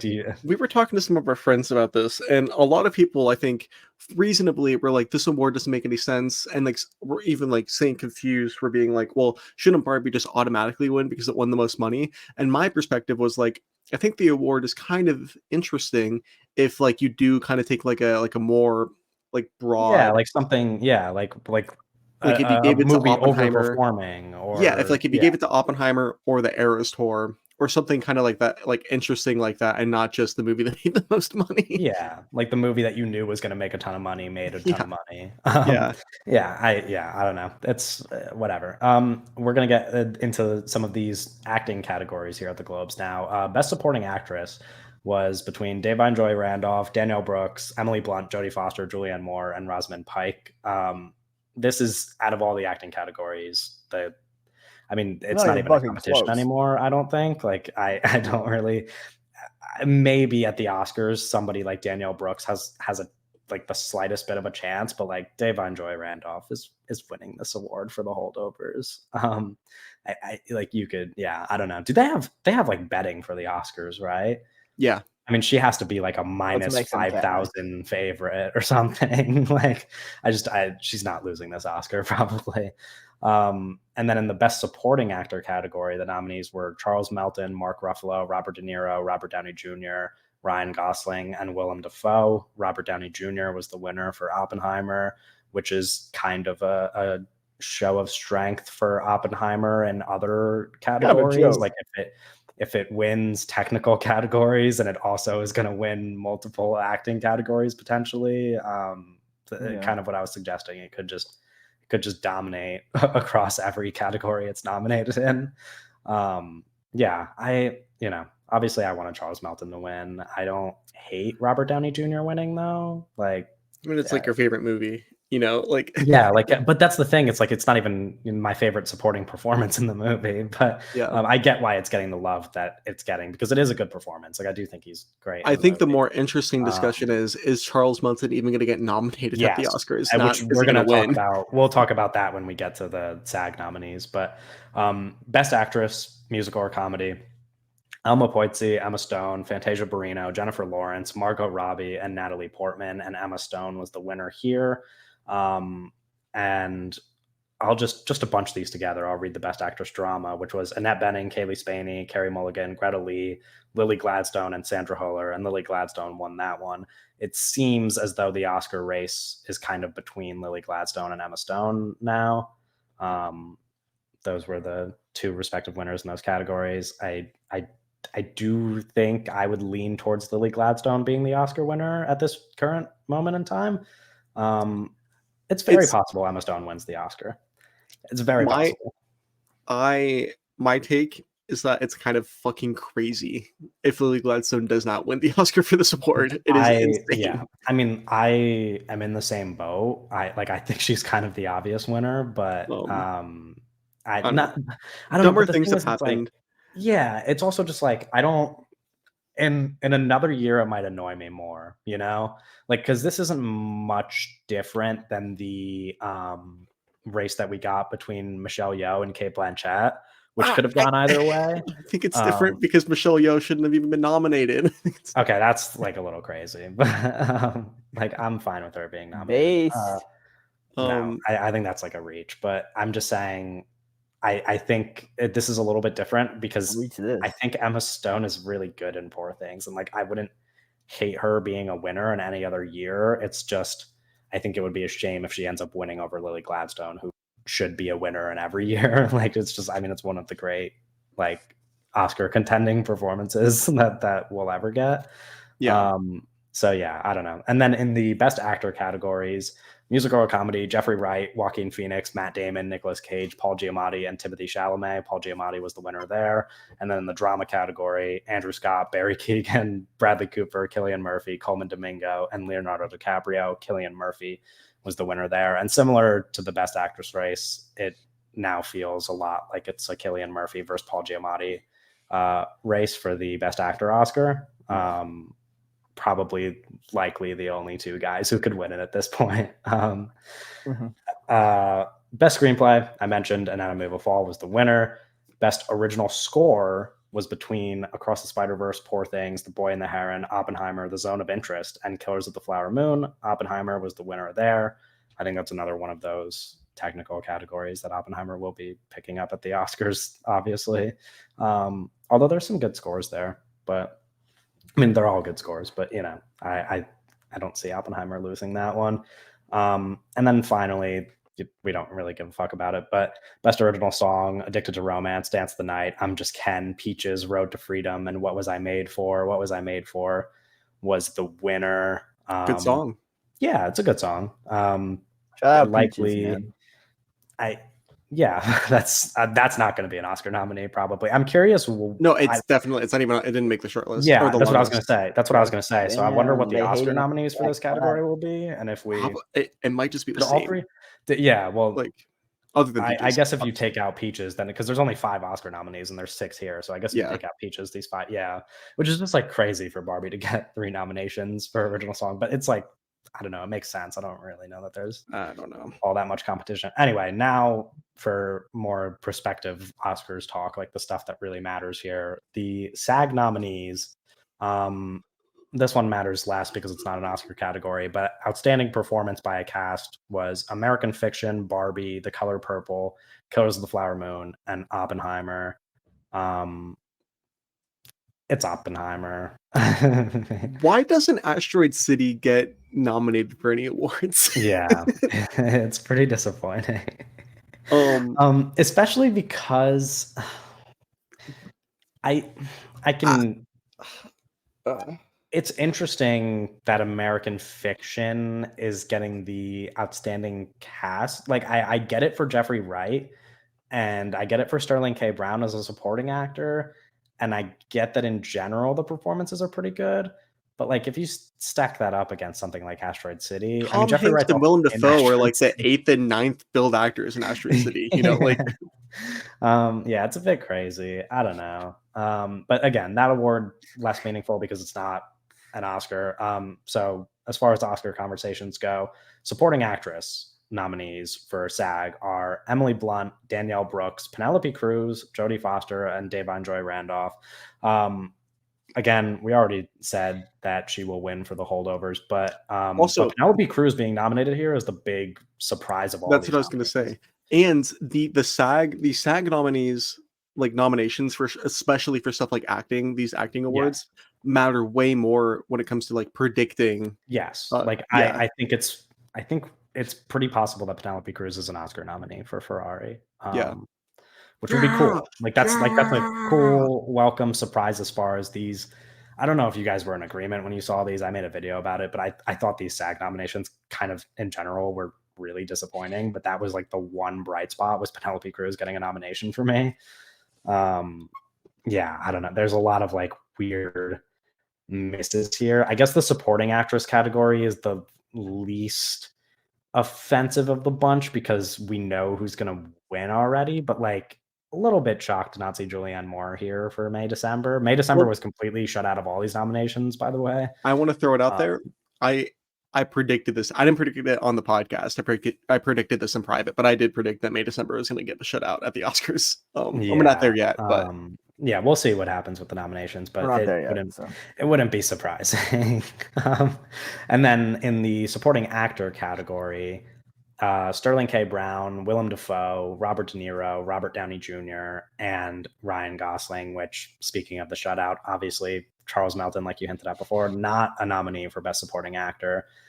So it's quite possible he's not an Oscar nominee, which is a crazy thing to think about. Well, and I want to get into this, like how people talk about award shows. It's like at these critic shows, right? At these like the New York critic, like New York film circles or like critics or whatever it's called, right? What like these award shows that are just ran by critics. They really like May December more than people in the industry. They gave Charles Melton like best, like he won. He was winning several awards, yeah. But like these award shows were like ran by critics, right? And critic taste and Academy taste aren't the same thing. So I think people talk themselves into like, oh, is Charles Melton a front runner? Because like critics and in reality it's been Robert Downey Jr. this whole time. Yeah, like I listen, I was always of the opinion, like I was never like getting as confident as some of the other Charles Melton supporters, but I was always of the opinion that he would at least be a nominee. Like I think it would be quite a shock if he's not an Oscar nominee, but like it's looking very possible because even in this category, another thing worth mentioning is that Mark Ruffalo didn't get nominated for Poor Things. Yeah, that's crazy. Which makes no sense because Willem Dafoe is nominated. And it's really interesting that that's the pick they make because when we talked about Poor Things on the podcast, like I mentioned, I think Willem Dafoe is really good in the movie, but like Mark Ruffalo is obviously the one who should be getting a nomination if it's only between the two of them. So him getting shut out of the SAG nominations completely is a bit ridiculous. Sterling K. Brown, bit of a surprise. Like his name was being floated around, but like I think most people expected to see Charles Melton or Mark Ruffalo there. I don't hate that. I think he's good in American Fiction, but obviously Mark Ruffalo should be nominated over him. What can you do? And then in our lead categories, lead actress nominees are Annette Bening, Lily Gladstone, Carey Mulligan, Margot Robbie, and Emma Stone. This is Annette Bening, maybe the category that got award to lose. Okay, I mean this category got butchered. Let's go. Like this is, this one really pissed me off because like Sandra Huller has been the third name in that race this entire time. Like it has been Emma Stone and Lily Gladstone at the top, and then Sandra Huller right behind them. And she doesn't even get nominated. And Annette Bening does for Naiad, which is like awesome. Okay. I mean, you're never going to watch Naiad, but I watch it every night before bed. Okay. Yeah, it's actually his nightlight. He's like, okay.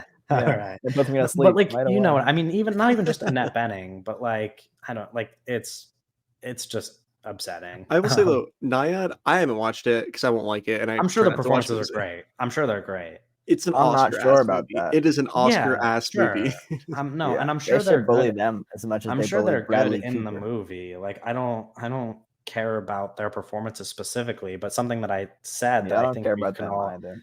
okay, shut up. I do like Annette Bening, but I think something we can all agree on is that we'd rather Obviously see not. performances get nominated for good movies rather than good performances in mediocre movies. Like we would rather all of the best acting nominees be people who acted in good movies. But Kevin, So Naiad is good.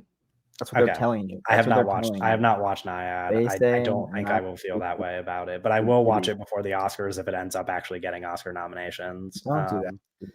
No, I'll watch it. Both I'll said watch it. don't do that. I always Have watch the to. Oscar nominees. I'll watch it, but I really hope that Sandra Hüller No. gets an Oscar nomination. That's a bit ridiculous. Yeah, I hope Yeah, she Sandra does for your Hüller's sake. good in that movie. I don't know. Yeah. And then lead actor, Bradley Cooper, Coleman Domingo, Paul Giamatti, Cillian Murphy, and Jeffrey Wright. Also, I mean, we said Who's Paul missing? Giamatti and I'm Cillian confused. Murphy are who's missing? Yeah. Nobody. You sounded concerned. You just sound sad. And Somebody's missing. I don't. Oh, Leonardo DiCaprio's missing for Colors of the Flower Moon. Yeah. He's not Right. missing. I was like, No. there was a big miss here. Yeah, Leonardo Nah, DiCaprio is maybe. not He ain't winning nominated. shit. It's kind of the same thing that we said about Naiad, and I have not seen the movie, but I do not really know a single person who feels differently about this movie. Coleman Domingo getting nominated for Rustin is a little bit strange because nobody really likes that movie out of the people who watched it.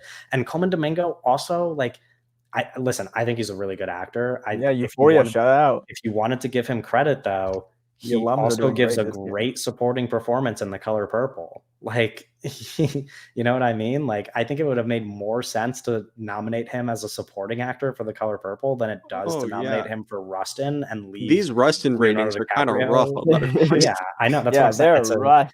It doesn't seem like a very good movie, but he's one of the nominees. I will only watch it if it gets nominated for an Oscar. If it doesn't, I'm not going to bother. He's nominated. He will be nominated. Well, we don't know that yet. The Oscar nominees have not come out yet. But yeah, I don't like. I'm looking forward to your review. Okay, great. It should have been Leonardo DiCaprio. Is my point. Yeah, I mean Leonardo DiCaprio. Fuck Leo. Like, oh, okay. You don't even believe that. Well, I believe it. You're just trying to cause drama. Okay. No. Anyway. All right, and simmer down, hopscotch. And then for the DGA nominations, the one award that matters that like predicts the Oscar nominees is Outstanding Director.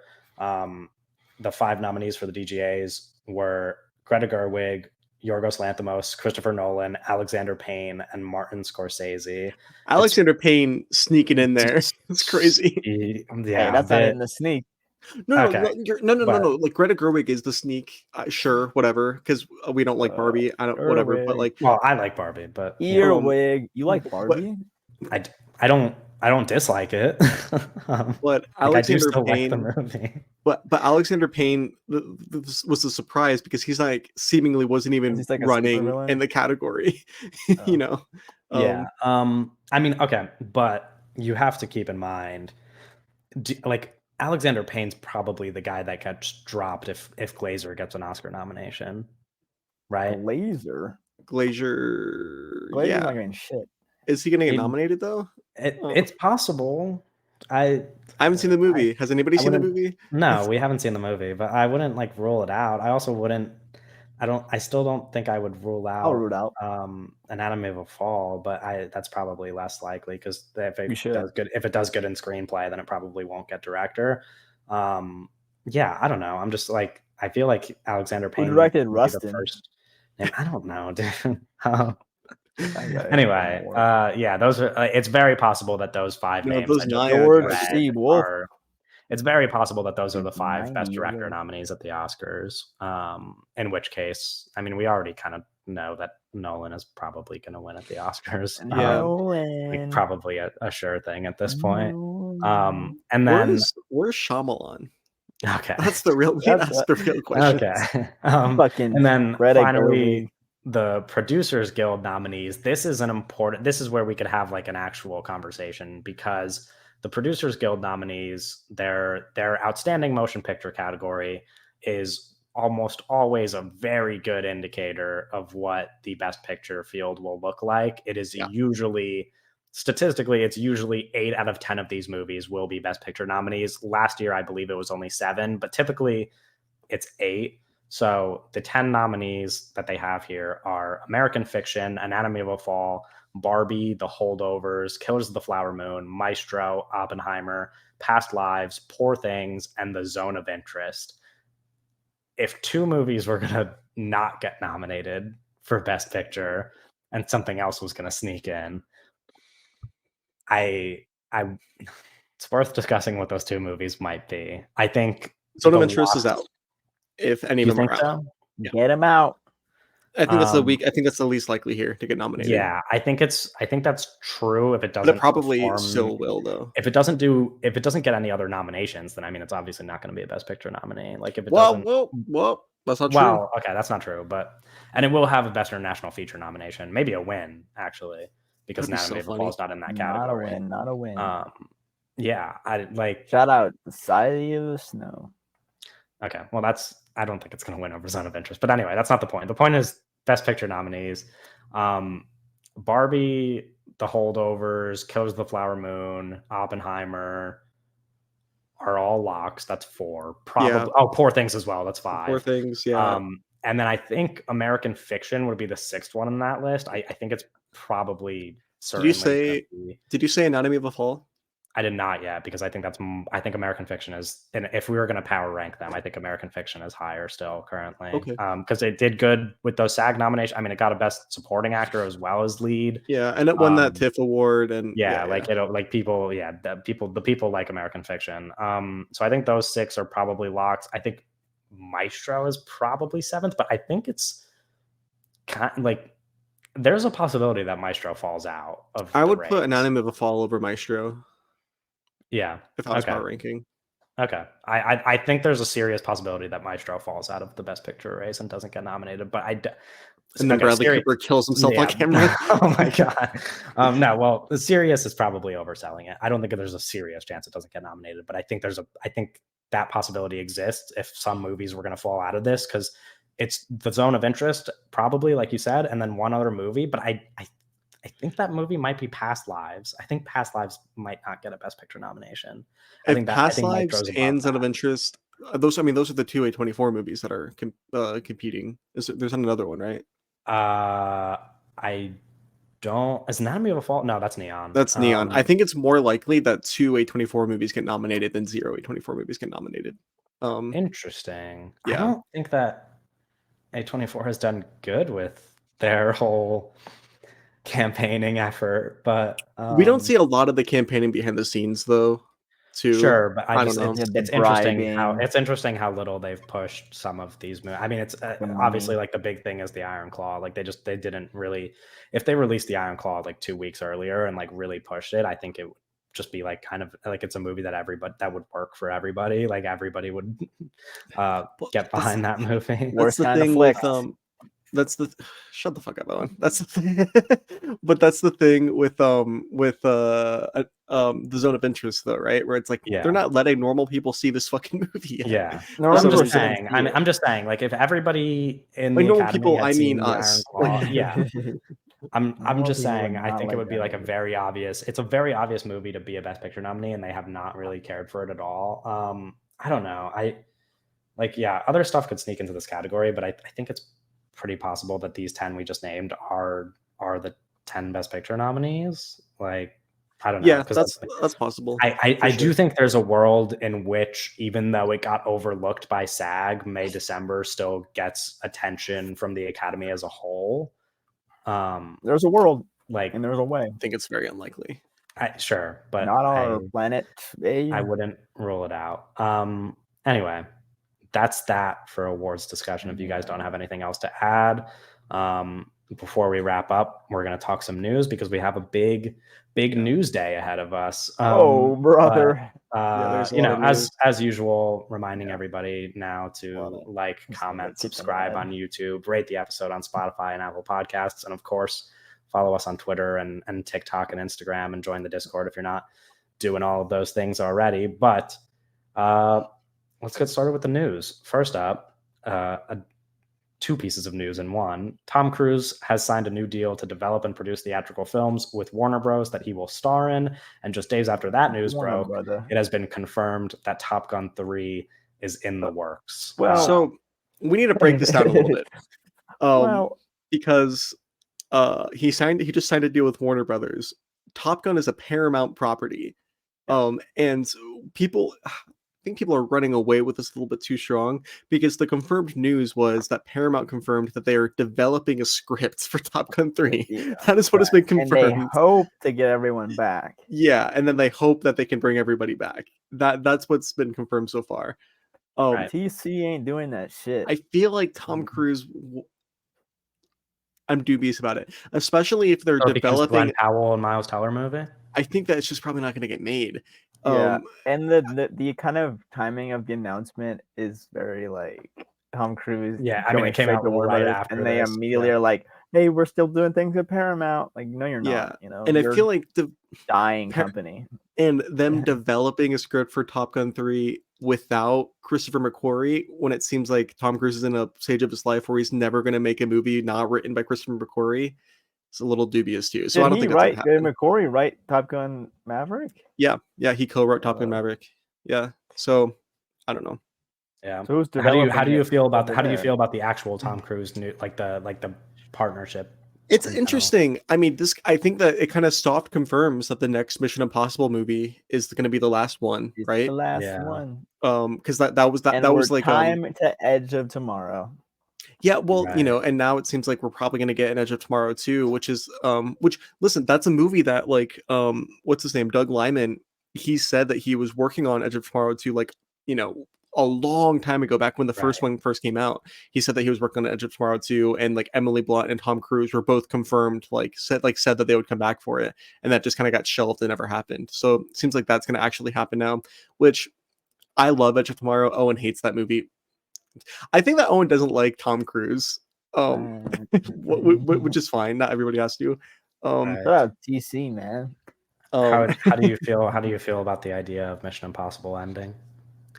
So it's kind of playing with my heart a little bit, because I always assumed that the Dead Reckoning Part 1 and Part 2, like, this is going to be it. I would just assume that this is going to be the end, and then you didn't want to hear it. Well, no, but then TC and McHugh came out, and they were like, "We never said that Dead Reckoning Part 2 is going to be the last Mission Impossible movie. Like, we never said that." And it's true, I just kind of assumed that, right? But then they came out and said, like, no, this is like, you said that this is going to be the last one. But now it's like, oh, you're not even working there anymore. Yeah. So it's like, okay, so this is going to be the last one, which is fine. Listen, all things have to end at some point. Yeah, and I mean, even if the movie Simon Pegg spinoff. I'm just saying. I mean, even if that last movie is below average, it still ends up as like one of the great franchises. I love all these movies. Yeah. Next piece of news. This is a bunch of things combined into one, but Paul Thomas Anderson's new film will star Leonardo DiCaprio, Sean Penn, and Regina Hall, along with a reportedly big cast. It is his, in quotes, most commercial film yet, with a contemporary setting and a reportedly close to $100 million budget, his most expensive ever. Here's the issue with that. $30 million of that shit is going straight to Leo's damn pocket. Sure. And that's the problem with that old bitch, is he's expensive and he's not worth the money, man. Oh man. Well, $30 million. Okay, nobody is worth $30 million. Nobody, exactly. Sure. But Leonardo DiCaprio is also a good actor. He has proven time and time again to be worth a lot of money. But how do you guys feel? I like Paul Thomas Anderson. I watched Owen also. Let me see that big cast. Owen also likes Paul Thomas Anderson, so I think it's funny how he's so like, I'm not buying it. Yeah, he's just like he's not buying into it at all. Like this is all like I like good. one of his This movies. is all like good news, like new Paul Thomas Anderson movie, big cast, like yeah, maybe like well, two. because Owen was like, "Oh, I don't like it. I don't like that they said it's his most commercial film yet." And I was like, "Bro, Licorice Pizza That's was his it. most commercial film before this." Like, yeah, it's also just like I mean, I I need think more literally, Haim sisters. I need more Hoffmans. I don't know. I think literally the only reason why they said it's his most commercial is because it's the most expensive. Like I don't, nobody even knows what the story Yep. is yet. Like what you know, Most like commercially. yeah. Well, I think PTA late style PTA is interesting. the only thing that could be that I guess factors into How that much commercial Sean Penn are we conversation. getting? Like I'm really. There's a lot of equations here. No, but Bro, Sean Penn was in one scene of Licorice Pizza. well, he's Yeah, listed well, here now as like he's one of like the three third names. build. So yeah, So I'm seeing like a couple more scenes. yeah. I guess the only thing that could make it more commercial is like the fact that they said it's a contemporary setting, which like I guess Paul Thomas Anderson hasn't done since Punch Drunk Love was the Good last flick, like though. modern movie Good that he flick. made. That was like in 2006. Yeah. Yeah. So like that, I guess, is a greater selling point as well. Maybe I don't know, but It's interesting. Like, I like that PTA. commercial. I'm thing interested to in how Leo's gonna look, because right. you know, no, in terms of like putting Leo in a contemporary setting, or how is he, how are you gonna dress that man up, That's true. Yeah. Yeah. Is he gonna be? Is he gonna be wearing a t-shirt? Like, Yeah. Gonna put him in a sweater. Has he been in a contemporary? He was in Don't Look Up. Yeah. That's what I just said. Yeah, look, and he looks fucking insane. Yeah, in he that looks movie. goofy. Yeah, he does look goofy. He's like not a real person, is he? No, he looks like Ernest Burkhart, bro. You gotta make him look like a fucking cowboy. Like yeah, that's the thing is it's contemporary, and he's usually not in. He's not in. not many anymore. contemporary. Not since he's gotten old. Yeah, he hasn't been. Yeah, because old people don't look good in the modern age, Well, older. He's not even like old. He's like in his He's 50s. not He's even- not even old yet. Like he looks old. Okay. Big head. he looks like he's in his 50s. I was going to try to transition. I'm not going to do that. Wait, two pieces of news that I've combined because they're separate movies, but both the same topic, which is that we have several pieces of Frankenstein related news. Jacob Elordi is set to play the monster in Guillermo del Toro's Frankenstein, also starring Oscar Isaac and Mia Goth. And then also Maggie Gyllenhaal's Bride of Frankenstein will star Jesse Buckley, Christian Bale, Penelope Cruz, Peter Sarsgaard, and Annette Bening, who what an insane collection of people. The Bride movie confuses me awfully. Well, because you saw that it was directed by a woman, and you were like, not even but like, what did she? So she made that one movie, right? Lost Daughters. She did, yeah, The Lost Daughter, yeah. Which is did you see that one? I've seen it, yeah. What? Give me like the rundown. What is that movie? Because it's just bizarre for her to like go. Because that movie doesn't seem like that. Seems like a really weird jumping point to be like, we're making this movie, and then boom. Bride of Frankenstein. It's a good movie. It's like mostly a movie for good performances. I feel like. I mean, Olivia Colman's in it, giving a great performance. Like, what's her? Dakota Johnson's in it. It's like, Jesse Buckley's in it as well. But yeah, I don't know. I don't even know how to describe the movie really. But no, I mean, I haven't seen it, so I have no. It takes. That's the biggest thing. It's the cast is like also just like a bunch of people that like, I'm not like.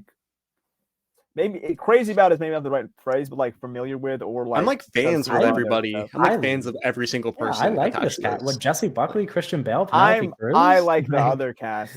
I'm more interested in the other cast. Well, listen, two casts can coexist. Two great casts. No, I know. It's just but they are going to be in conversation with each other. Yeah, it is interesting. This one seems just more not my thing. What's going on also? Because we have Lisa Frankenstein coming out this year. We have these two in development at the same time. Yeah, a lot of Frankenstein stuff going on, huh?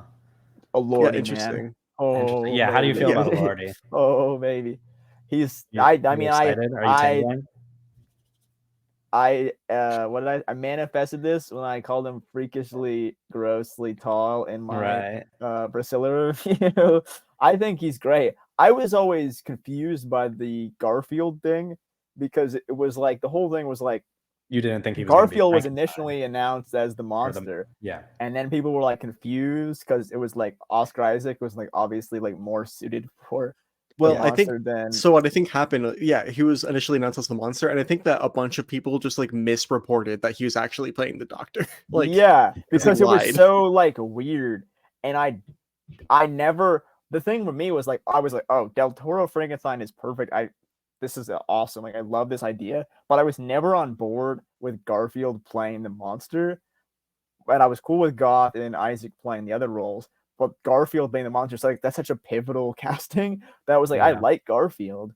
I just wasn't sure about it. So I think the Lordy switch up, like me and Doug have off podcast talked about like casting, monsters and stuff like that for a while, and definitely Lordy is like a name that would be brought up into that situation because he just has that build, and he's also just there's like not too many the hottest guy right now. Yeah. So yeah, like, there's not too many like big actors that are like tall and lanky looking. There's big actors, but it's a combination of big actors and talent. Like that's what I meant. I meant like big in terms of like star power. He's that so also good. have For that. Frankenstein, right? The most important thing is like the sensitivity as like the juxtaposition to like your like the monsterness of it, right? And I think that Lordy has that sensitivity because like something that me and Owen were throwing around is Dave Bautista makes a lot of sense for Frankenstein because he's so like, especially cool, like you look at him in Knock at the Cabin, he's so big and then he's so he has that gentle kind of side to him. So I think he would be perfect, but I think Lordy is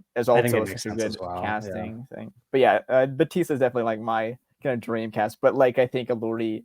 Well, I mean, don't sleep on the fact that we could get another Frankenstein movie. 2 movies being in production at the same time. I wouldn't rule it out. Yeah, no, I mean, whatever. But I'm so stoked for this Lordy thing because I think he's just making like he's good decision. In a couple of weird movies here and there, like they're not. He's doing that like, Tom Cruise shit, right? In terms of like being in good projects, he's really doing well. So like we're gonna get it, Frankenstein and this Paul Schrader thing, like kind of back to back.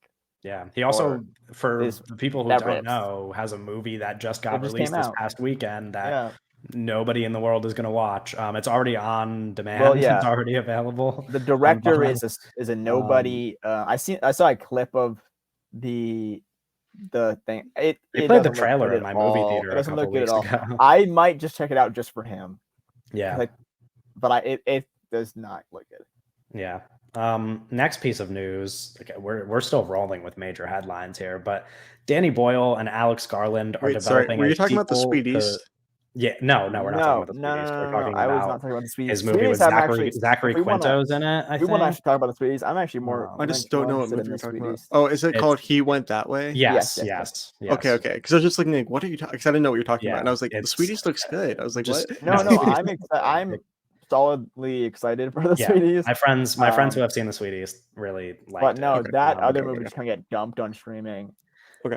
And he's in it. Anyway, like I was saying, Danny Boyle, Alex Garland are developing a sequel to 28 Days Later titled 28 Years Later, envisioned as a trilogy of films. Boyle plans to direct the first, and Garland will write all 3 of them. I don't think is Cillian Murphy going to be in these movies? I mean, no, I don't. Doesn't he? He dies at the end of the first one. Pretty sure. Pretty sure he does. Doesn't he? I don't think so. I'm pretty sure he dies in one of those movies. This is me like doing like a really bad what's it called? No, I'm pretty sure he dies. No, he does die. He does die. He does. I got it confused because I was thinking of the ending. Spoilers for that movie that's old. Right, sorry. I mean, the movie's been out for a long time. He does die. I got confused because of the ending. And anyway, not important. The movie is coming out as a 28 years later sequel, or 28 days later sequel that I guess is 28 years from the events of that movie. I think it's cool that the same people are involved. Yeah, that we're getting that connection again. I think that Alex Garland maybe go back to what he's doing best, which is writing movies. Yeah, which is writing sci-fi films. Sitting in a fucking booth. Do you think if, because the thing is, they said Danny Boyle plans to direct the first one, here's my prediction. Would Alex Garland take over directing after that for the next 2? Here's my prediction. At most, one of these movies get made. If any of these movies get made, it's only going to be one of them. That's my prediction. Oh, is it going to be like I hope it's not like what's the Fincher movie, Girl with the Dragon Tattoo, where like we get like a really good first one and then we just never get to see what happens after. Oh, like Sicario. I think that might be. Sicario had a sequel. Yeah, Sicario had a sequel. Yeah, that shit sucks. Sure. Oh, Oh yeah, yeah, yeah. that's okay. That's not the but same like thing that I was unrelated. saying. But That's the point. That's the point. I don't know. Okay, That's the bringing point. anyway. Yeah, I'm interested. Speaking of movies that are not coming out when they're supposed to, our next piece of news is the saddest piece of news that I Oh, could have ever heard in my Narnia. life. Bong Joon-ho's Mickey 17 has been delayed indefinitely. This is not the worst piece it's not of the worst news news in the world. because it probably is just either getting a festival Andre Armas release is or joining in being reshoot. released closer to like awards season. I mean, like the movie's still gonna. Yeah. It's not. They're not gonna shelve Mickey It 17. wants to Like, go in a festival. Okay, here's the thing, right? And this is something that our friend who kind of is like a little bit tapped into the industry did say. He said that he's worried about Mickey 17 because he said that they've been doing test screenings for a while, and he thinks that probably the test screenings just weren't going very well, and that Warner Brothers doesn't feel very strong about it. And there's one way to look at this news is to interpret it like that, because that is true. It is confirmed true that they have been doing test screenings for Mickey 17 for a while, but there is no official reports for like how those test screenings have gone, right? That sounds like the movie's great. So then it's either the test screenings went really bad or like kind of like middling bad, and then like they're pushing it back and like trying to figure it out, or it's gonna get a Cannes release. They're just gonna take it to Cannes.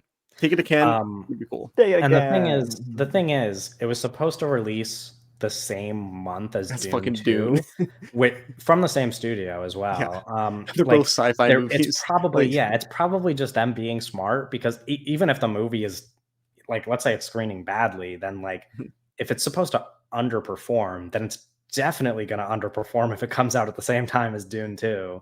So also maybe they're just being smart. I want to throw it out there, even if Mickey 17 was getting negative reactions in test screenings, I don't care, because it's a Bong Joon-ho movie, dude. Yeah, it's like, who gives a fuck? Test screeners are losers anyway. Yeah, it's like Bong Joon-ho. It's like, Bong Joon-ho was like a pretty he's popular, right? But I wasn't trying to fucking name drop our guy, but but because Bong Joon-ho is like kind of inherently a little bit of a transgressive filmmaker, and a movie like Parasite, like it's not like supposed to be a really popular movie that everybody loves. You know what I mean? Like, but like, you get what I'm saying, right? It's no, I get your point. And I don't think like the test screener thing always matters anyway. Like I don't know. It's fine. The only like sad part of this news is that I can't see Mickey 17 as soon as I thought I would. Like, that's the whole point. Same. Obviously we did a podcast literally last episode where we talked about our most anticipated movies, and this was my most anticipated movie of the year. So that, like, disappointing that I have to see it later than I would have, but I don't care as long as I get to see it. Like, that's all that matters, is that I want to watch Mickey 17. A piece of news that came out just before we started recording. Greta Gerwig reveals she wants to make 2 more films set in Sacramento, and that she would be open to revisit Saoirse Ronan's character in a sequel to Lady Bird. This is the reason why I bring up this news. Fraud. But Doug said that the Greta Gerwig Saoirse Ronan connection was over, and now we know that it might not be true, which is that is the good thing. There's a glimmer of hope. There's something to hold on to. That is the good thing to pull out of this movie. And as much as like a Lady Bird sequel is like totally unnecessary, I also at least this is like a hint that she doesn't just want to make commercial movies. Like, at least this is like a hint that she's not just going to do Barbie and then Narnia and then another, like she might still make something like Lady Bird, which is a movie that I still to this day adore. I don't know. I don't know that I really care to watch a sequel to Lady Bird, but that's what I pulled out of the news, is like maybe she'll do something other than just make $100 million+ movies. That would be awesome if she made a real movie. That'd be cool. Anyway, a piece of that one. TV casting news that we have to cover because it's a major deal is that Caitlin Dever has been cast as Abby in The Last of Us season 2. Kind of the lead character of season 2. No, it wasn't. It was speculated. Yeah, it was a rumor for a long time. It's been confirmed. I'm just tapped in, I guess. There's gonna be she will have to deal with some insufferable people, and I will stand as a shield because I think Caitlin Dever is fucking awesome and I love her so much. She's like one of my favorite actors, and I'm sure she will do great, as she always does. Yeah, it'll be good. I'll watch it. I will say, people online, they've been making this show for so long, and every time they make it, it gets like even more annoying. Where they're like, "Man, we need to get the Secret Service to protect Caitlin Deaver when the season comes out." Like, guys, we're gonna need. It's like, shut the fuck up. But when you see when they tweeted this actual piece of news, every reply was negative. I literally clicked on the piece of news. I was just reading the reply. They were all negative. Like, people, that's which Twitter is why, blue for you. And but the problem is, you gotta scroll. I get what you're saying about how that's a little bit of an overreaction.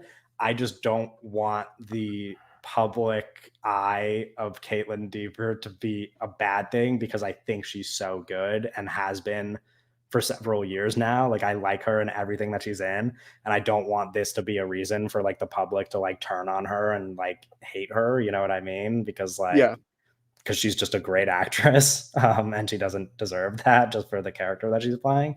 So that's kind of the reason why it's annoying, but I'm sure she'll do good. I don't know. We'll see. But people also weren't like very happy about the Bella Ramsey casting, from what I remember. People weren't happy about the liking Bella Ramsey after. So what's his name? People weren't. What's his name? Who? Pedro Pascal? Pedro Pascal. People weren't happy about him either. People that play video games and care about video games are just terrible people.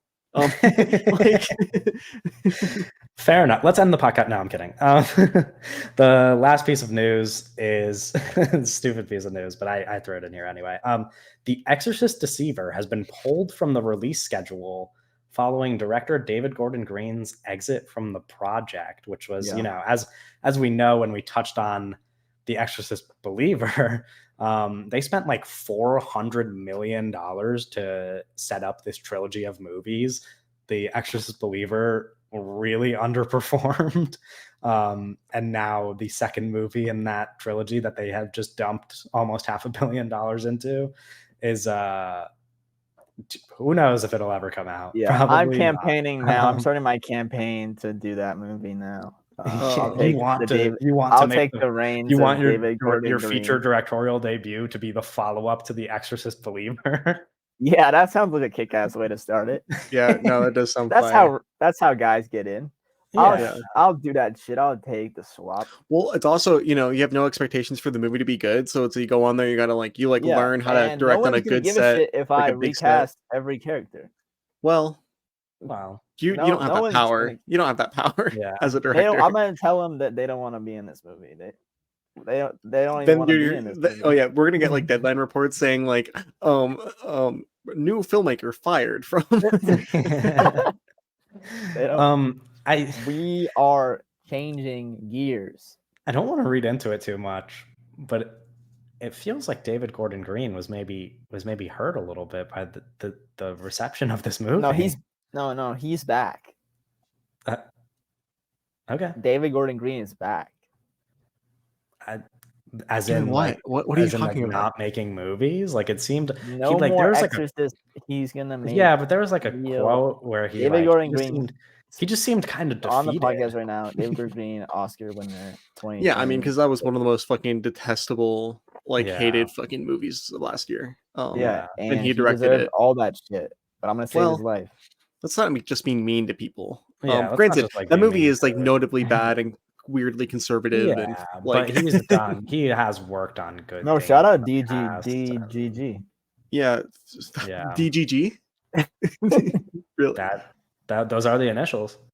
Okay, that's our last piece of news. We can wrap it up there. You can join us next week for episode 50. Big. We hit 50.